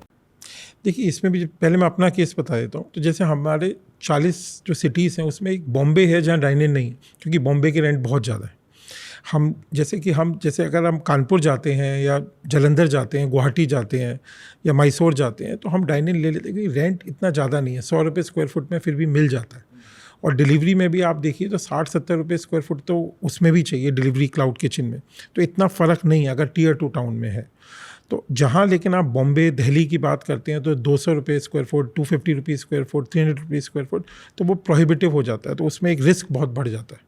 तो one has to be careful कि आप क्या कर रहे हैं। तो पहले मैं कहूँगा कि हो सके तो थोड़ा सा पहले आप बिज़नेस को क्लाउड किचन की तरह शुरू कर लीजिए, देख लीजिए कि प्रोडक्ट मार्केट फिट आ रहा है कि नहीं, कस्टमर वापस ऑर्डर कर रहा है नहीं कर रहा। फिर आप हो सके तो टियर 2 में अगर करें डाइन इन तो ज़्यादा अच्छा है। जैसे कि अगर आप देहरादून में करें या जलंधर में करें या गुवाहाटी में करें या जमशेदपुर में, कि जहाँ रेंट भी 100 रुपये फुट ही है, तो चांस ज़्यादा है। फिर आपको ये डिसाइड करना पड़ेगा आप मॉल में करना चाहते हैं, हाई स्ट्रीट में करना चाहते हैं। रिकमेंड क्या करोगे आप? मुझे लगता है कि हाई स्ट्रीट, वैसे हर सिटी का अलग है, कुछ मॉल्स भी ऐसी होती हैं कि जैसे बॉम्बे में पैलेडियम है, सबको जाके। एक सेकंड विशाल, ये मॉल और हाई स्ट्रीट को ना डिफरेंशिएट कर देते हैं पहले। बताइए मॉल और हाई स्ट्रीट में क्या फ़र्क होता है? तो मॉल तो जैसे मॉल है, जैसे हम उसी मॉल में सारी आपके मूवी थिएटर भी है, रिटेल भी है, खाने पीने के रेस्टोरेंट्स भी हैं, फूड कोर्ट भी है। तो एक जो कस्टमर आया है वो सोच के आया है कि मुझे मॉल में 3-4 घंटे बिताने हैं, शॉपिंग भी करनी है, शायद पिक्चर भी देखनी है, खाना भी खाना है। हाई स्ट्रीट में क्या है, लेकिन मॉल में पार्किंग के लिए उसको नीचे भी जाना पड़ेगा, तो एक वो टाइम लेके आएगा। ऐसा नहीं है कि वो शाम को उसने सोचा कि मैं आधा घंटा खाना खा के आ जाऊँ, तो वो मॉल में फिर वो जाएगा, पार्क करेगा, सिर्फ ऊपर उसके लिए नहीं जाएगा। हाई स्ट्रीट में क्या है कि जैसे बॉम्बे में लिंकिंग रोड है, वो पहुंच गया, उसने कार पार्क करी और रेस्टोरेंट में घुस गया। तो mall has to be more planned behaviour. या फिर अगर वो मॉल में जा ही रहा है लेकिन आपको एक कैप्टिव ऑडियंस मिल गई कि जो मॉल में पिक्चर देखने आया है, शॉपिंग करने आया है, तो वो खाएगा ही खाएगा। तो वो आपको एक डिफ्रेंशिएट करना पड़ेगा कि मॉल में लेना है, हाई स्ट्रीट में लेना है, कितना रेंटल देना है। वो एक आपको अपनी रिसर्च खुद करनी पड़ेगी, समझना पड़ेगा। और ये रेंट ऐसा परसेंटेज ऑफ रेवेन्यू कितना होगा, आइडियली डाइन इन में भी 15% से ज़्यादा नहीं होना चाहिए। तो जो भी आपका मंथली रेंट है आप उसको कैलकुलेट कर लीजिए और देख लीजिए कि क्या उतना आप बिज़नेस कर सकते हैं। अगर आप 1.5 लाख का रेंट है तो 10 लाख का बिज़नेस मिनिमम आपको करना चाहिए। Got it. और आप क्या रेकमेंड करोगे, मॉल या हाई स्ट्रीट, जहाँ भी रेंट कम हो? जहाँ रेंट कम हो, और ये डिपेंड करता है सिटी टू सिटी में भी। कहीं पे मॉल में भी बहुत अच्छा बिजनेस होता है, कहीं पे हाई स्ट्रीट पे भी होता है। पर हाई स्ट्रीट मेरे हिसाब से थोड़ा सा इजी है, क्योंकि कस्टमर को पार्किंग वगैरह करके अंदर जाने में थोड़ी सी आसानी होती है और जल्दी से बाहर निकल जाते हैं। Got it. ठीक है, तो आपने बोला how to choose a restaurant में पहली चीज़ तो ये है कि ये देखो कि प्रोडक्ट मार्केट फिट है क्या, उसके बाद ही आप रेस्टोरेंट के बिजनेस में घुसो, क्योंकि अगर आपने क्लाउड किचन में ये चेक कर लिया तो आपको रेस्टोरेंट में एक सर्टेनिटी मिल जाएगा। दूसरा ये कि डायरेक्टली मुंबई में मत आओ, क्योंकि आप भी नहीं हो मुंबई में। पहले तो ये कि Tier 2 सिटी से शुरू करो, अगर आप ताकि मुंबई के आसपास हैं तो पहले पूना ट्राई कर लीजिए, गोवा ट्राई कर लीजिए, नागपुर नासिक ट्राई कर लीजिए, जहाँ पे अगर आपकी क्लाइंटेल और प्रोडक्ट उस तरह का है तो। Got it. ये तो काफ़ी काउंटर इंट्यूटिव चीज़ है, क्योंकि अगर कोई मुंबई में रहेगा तो वो तो यही सोचेगा कि मेरा रेस्टोरेंट मुंबई में ही हो। नहीं तो मुंबई में भी कर सकते हैं, पर आपको एक rent can kill you in this business, तो you have to should be more careful. और बाद में अपना ऑप्शन बचता है मॉल या हाई स्ट्रीट में, यहाँ पे जहाँ पे भी रेंट कम हो वहाँ पे रेंट आप कम हो या आपका प्रोडक्ट मार्केट फिट। अगर आपको कैप्टिव ऑडियंस चाहिए कि जो पिक्चर देखने आई है शॉपिंग और आपके में घुसे ही घुसे, तो मॉल ठीक है। ठीक अगर है। आपको अपने बिजनेस पे कॉन्फिडेंस है कि आपके लिए ही आएंगे तो हाई स्ट्रीट ठीक है। परफेक्ट, ठीक है, कूल। लास्ट क्वेश्चन मुझे आपसे ये पूछना है कि आपने इतनी इंटरेस्टिंग चीज़ बताई। इनफैक्ट धीरज सर जो आए थे, जिन्होंने जंबो किंग ब्रांड शुरू किया, उन्होंने भी यही चीज़ बताया कि इंडिया में इतने सारे कैटेगरीज हैं जहाँ पे ब्रांड्स नहीं है। जैसे उन्होंने अपना ब्रांड बनाया बर्गर्स में, आप अपना ब्रांड बना रहे हो बिरयानी में, कबाब्स में, बटर चिकन में, विच इज़ वेरी इंटरेस्टिंग। एक कबाब में भी बना रहे हैं, क्रेजी कबाब कंपनी भी है। Crazy kebabs. मैं बहुत ही ज़्यादा एंथुजियास्टिक हूँ ये देखने के लिए कि ये सारे ब्रांड्स अगले 5-10 साल में कहाँ जाएंगे। जैसे आपने कहा कि इंडिया का सॉफ्ट पावर बढ़ रहा है, we are adding another $1 trillion to our economy sooner than ever, and fingers crossed we are up for a hockey stick growth. Right. तो where do you see biryani by kilo in the next 10 years? तो we believe कि अभी जैसे हम जो 300 करोड़ के हैं, I think 3 साल में हमारा प्लान है कि 1000 करोड़ का रेवेन्यू हम क्रॉस कर जाएं, और उसके बाद एक हॉकी स्टिक कर्व आ जाएगा, क्योंकि वी विल बी गोइंग, अगले साल से हम लोग इंडिया के बाहर भी जा रहे हैं। Wow. क्योंकि जहाँ भी अब लोगों को पता लग गया बिरयानी, कबाब, नॉर्थ इंडियन फूड बहुत बड़ी कैटेगरी है, बटर चिकन, दाल वगैरह, और हमने इसको सैनिटाइज कर दिया। जैसे डोमिनो से पिज़्ज़ा को सैनिटाइज करा है, या मैकडोनल्ड ने बर्गर को सैनिटाइज करा है, कि भाई कोई भी बना सकता है अगर ये सिस्टम्स प्रोसेस फॉलो करे जाए। तो हमारे पास बहुत मास्टर फ्रेंचाइजी इंक्वायरीज, बहुत बड़ी बड़ी F&B कंपनीज है, जो फूड की कंपनीज हैं, जो KFC के मास्टर फ्रेंचाइजीज हैं मिडिल ईस्ट में या ऑस्ट्रेलिया में, या बर्गर किंग के, वो सब हमारे पास आ रहे हैं कि हमें बिरयानी, कबाब अपनी कंट्रीज़ में सब लेके जाना है, तो आप हमारी हेल्प करिए। तो हम लोग 10 साल में, आई थिंक हम आज मैकडोनल्ड्स शायद 150 कंट्रीज़ में है या 120 कंट्रीज़ में, KFC 150, तो 10 साल में हम सोचते हैं कि हम 15-20 कंट्रीज़ में तो चले जाएंगे, and we should be 4-5,000 crore company by then. Insane, insane. By the way, have you started giving out franchises? तो इंडिया में हम फ्रेंचाइज नहीं करते, पर इंडिया के बाहर हम काफ़ी लोगों से बात कर रहे हैं मास्टर फ्रेंचाइज के लिए, country specific. Got it. Thank you so much Vishal. मैं क्विकली आपको बता देता हूँ, मैंने इतने सारे नोट्स बनाए हैं, मैं यूजुअली लोगों को दिखा नहीं पाता हूँ, बट मैंने बहुत सारे नोट्स बनाए। मैं क्विकली समराइज कर देता हूँ कि मैंने क्या क्या सीखा, और कहीं पर अगर आपको लग रहा है कि मैंने कुछ गलत बोल दिया तो प्लीज़ मुझे करेक्ट कीजिए। पहले तो हमने बात करा top 5 categories for cloud kitchen में, जहाँ पे हमने देखा कि biryani, kebabs, pizza, north Indian, ice cream, और एक बर्गर भी मैं कहूँगा इसमें है, और एक बर्गर, बहुत बड़े कैटेगरीज हैं। इसमें सुशी अभी अपकमिंग कैटेगरी है, चाइनीज़ एक बहुत बड़ी कैटेगरी है। उसके बाद हमने देखा कि ये ऐसा नहीं है कि ये पूरे इंडिया में आपका चल जाएगा। नॉर्थ और वेस्ट में जैसे आपने बोला कि नॉर्थ और वेस्ट में जैसे आपने बोला कि बॉर्नविटा चलता है, और साउथ और ईस्ट में जैसे आपने बोला हॉर्लिक्स चलता है, तो लोगों का जो टेस्ट है उसको देखना बहुत ज़रूरी है। बाद में हमने देखा कि क्लाउड किचन जो है इसको किस तरीके से आपने चूज़ करना चाहिए। तो आपने 3 पैरामीटर्स बताए, जो है डिलीवरी, कि आपका जो प्रोडक्ट है वो अगर आपके क्लाउड किचन से आपके कस्टमर तक पहुँचता है तो उसका जो क्वालिटी हो इन एनी वे डिग्रेड नहीं होना चाहिए। मटीरियल हो गया, टेक्स्चर हो गया, उसका टेस्ट हो गया, फ्लेवर हो गया, कुछ भी डिग्रेड नहीं होना चाहिए। दूसरी बात आपने बताई कि वो जो रीजन है उसका जो टेस्ट है वो क्या है, वो आपको पता करना पड़ेगा, वो आपको ऑन ग्राउंड रिसर्च करके मालूम पड़ेगा। बाद में हमने बात करा स्टैंडर्डाइजेशन के बारे में, और टेस्ट में आपने बोला 2 टाइप्स ऑफ रिसर्च हैं। एक तो हो गया मैक्रो रिसर्च, जो आपको जोमेटो या स्विगी के पब्लिक रिपोर्ट से मालूम पड़ जाएंगी, और दूसरा जो है ऑन ग्राउंड रिसर्च। उसके बाद हमने बात करा स्टैंडर्डाइजेशन के बारे में, जिसमें 2 टाइप्स ऑफ स्टैंडर्डाइजेशन है। एक तो हो गया इनपुट स्टैंडर्डाइजेशन, दूसरा हो गया प्रोसेस स्टैंडर्डाइजेशन। इनपुट स्टैंडर्डाइजेशन में आपने बताया कि आपका हमेशा सेंट्रल प्रोक्योरमेंट होना चाहिए। हर रेस्टोरेंट के लिए या हर क्लाउड किचन के लिए आपका अलग प्रोक्योरमेंट नहीं होना चाहिए। उसके ऊपर आपकी क्वालिटी चेक्स होनी चाहिए, ताकि आपके जो प्रोक्योरमेंट हो वही प्रोडक्ट्स प्रोक्योर हों और उसी क्वालिटी के प्रोडक्ट्स प्रोक्योर हों। और बाद में हमने देखा प्रोसेस स्टैंडर्डाइजेशन, जहाँ पे आपने हर प्रोसेस में एक तो उसको ब्रेक डाउन करके हर प्रोसेस के लिए आपने एक ऐसा सिस्टम सेट किया है जहाँ पे 200 ग्राम राइस मतलब 200 ग्राम राइस ही डलेगा, इतने मसाले मतलब इतने मसाले ही डलेंगे। ये अगर आपका एक्सपायरी डेट है तो इसके पहले ही ये मसाले यूज़ होंगे, जिसके लिए आपने वापस प्रोसेसेस बना के रखे हैं। तो ये प्रोसेस में आ गया, क्वांटिटी हो गया, आपका स्टैंडर्ड प्रोसेस फॉलोइंग वाला हो गया, उसके साथ हाइजीन हो गया, एक्सपायरी हो गया। इसको आप AI सिस्टम्स, AI कैमराज और आपका जो ऑडिट सिस्टम फीडबैक और QR कोड और कस्टमर फीडबैक जो है, इन सारे सिस्टम्स को आप यूज़ करके आप ये पता कर दो कि आपके प्रोसेसेस फॉलो हो रहे हैं कि नहीं, अगर हो रहे हैं तो ढंग से हो रहे हैं कि नहीं, माइक्रोस्कोपिक लेवल पे एक्यूरेटली हो रहे हैं कि नहीं। और ये होने के बावजूद भी अगर आपका कस्टमर डेटा बोलता है कि 0.5% से ज़्यादा कंप्लेंट्स आ रही है, 0.5 के ऊपर, मतलब we put a red line. हाँ, 0.5% से ज़्यादा अगर लोग कंप्लेन कर रहे हैं तो you get deeper into it, you conduct an audit and you make sure the systems and processes are in place. Then we venture towards restaurant versus cloud kitchen, and we understood that there are 3 major parameters of expenses that we need to consider for a restaurant, which is labor cost, food cost, rent. Labor cost आपका होगा 9 से 18%, food cost होगा 28 से 35% और rent होगा आपका 10 से, rent कितना बोला आपने? रेंट 10 से 15%, Right. फूड कॉस्ट 28 से 35% और लेबर कॉस्ट होगा 9 से 18%। वैसे क्लाउड किचन में ये थोड़ा चेंज हो जाता है, लेबर कॉस्ट थोड़ा आपका कम हो जाता है, 8 से 9% हो जाता है। सर्विस स्टाफ नहीं होता। हाँ, आपका जो फूड कॉस्ट है वो लगभग सेम होता है 30 से 35% के आसपास, और आपका जो रेंट होता है वो भी कम हो जाता है, जो 4 से 5% तक पहुंच जाता है। लेकिन यहाँ पे आपका जो स्विगी और जोमेटो का जो कमीशन है वो 25-30% हो जाता है। तो आपको एक सर्टन स्केल अचीव करना पड़ेगा ताकि आप वो कर सको। अगर आप डिलीवरी खुद कर सको और खुद की डिस्कवरेबिलिटी को बढ़ा सको तो नथिंग लाइक इट। जैसे आपका खुद का ऐप है, वेबसाइट है, कॉल सेंटर, जहाँ पे हमने हमारी AOV की बात करी, तो रेस्टोरेंट का जो बेनिफिट होता है उनको हायर AOV भी मिलता है जो 1000 से 1500 रुपये के आसपास है। लेकिन जब क्लाउड किचन होता है तो वहाँ पे आपका जो AOV होता है वो 400 रुपये based on Zomato and Swiggy data, 400-450 का होता है। हाँ, ये हमने देखा pros and cons of having a cloud kitchen. बाद हमने बात करा सेलिब्रिटी रेस्टोरेंट्स के बारे में, जहाँ पे हमने देखा कि कस्टमर एक्विजिशन और कस्टमर रिटेंशन 2 इंपॉर्टेंट वेरिएबल्स होते हैं। और अगर कोई सेलिब्रिटी होता है तो कस्टमर एक्विजिशन में आपको बहुत ज़्यादा हेल्प कर देगा, क्योंकि अगर शिल्पा शेट्टी या विराट कोहली कोई रेस्टोरेंट खोलते हैं तो एक इनेट क्यूरियोसिटी होती है जिसकी वजह से कस्टमर बोलेगा कि मैं फर्स्ट टाइम इसको ट्राई करके देख लूँगा। और तभी अगर आपने उनको अच्छा खाना नहीं खिलाया तो वापस वो नहीं आएंगे। इसीलिए celebrity only solve for customer acquisition, not for customer retention.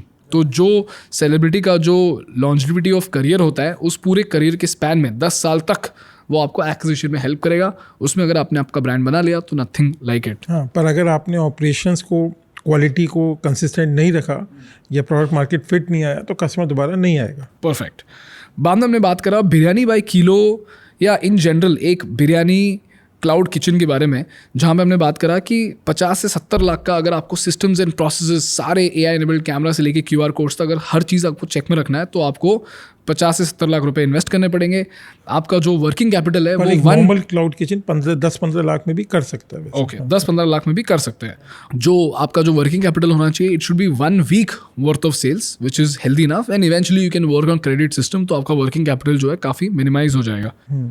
अगर आपका रेंट 1.5 लाख रुपए जा रहा है तो आपको मिनिमम 15 लाख रुपए का रेवेन्यू पर मंथ तो करना ही पड़ेगा, क्योंकि आपका जो थ्रेशोल्ड है ये रेस्टोरेंट के लिए 10 लाख रुपए है।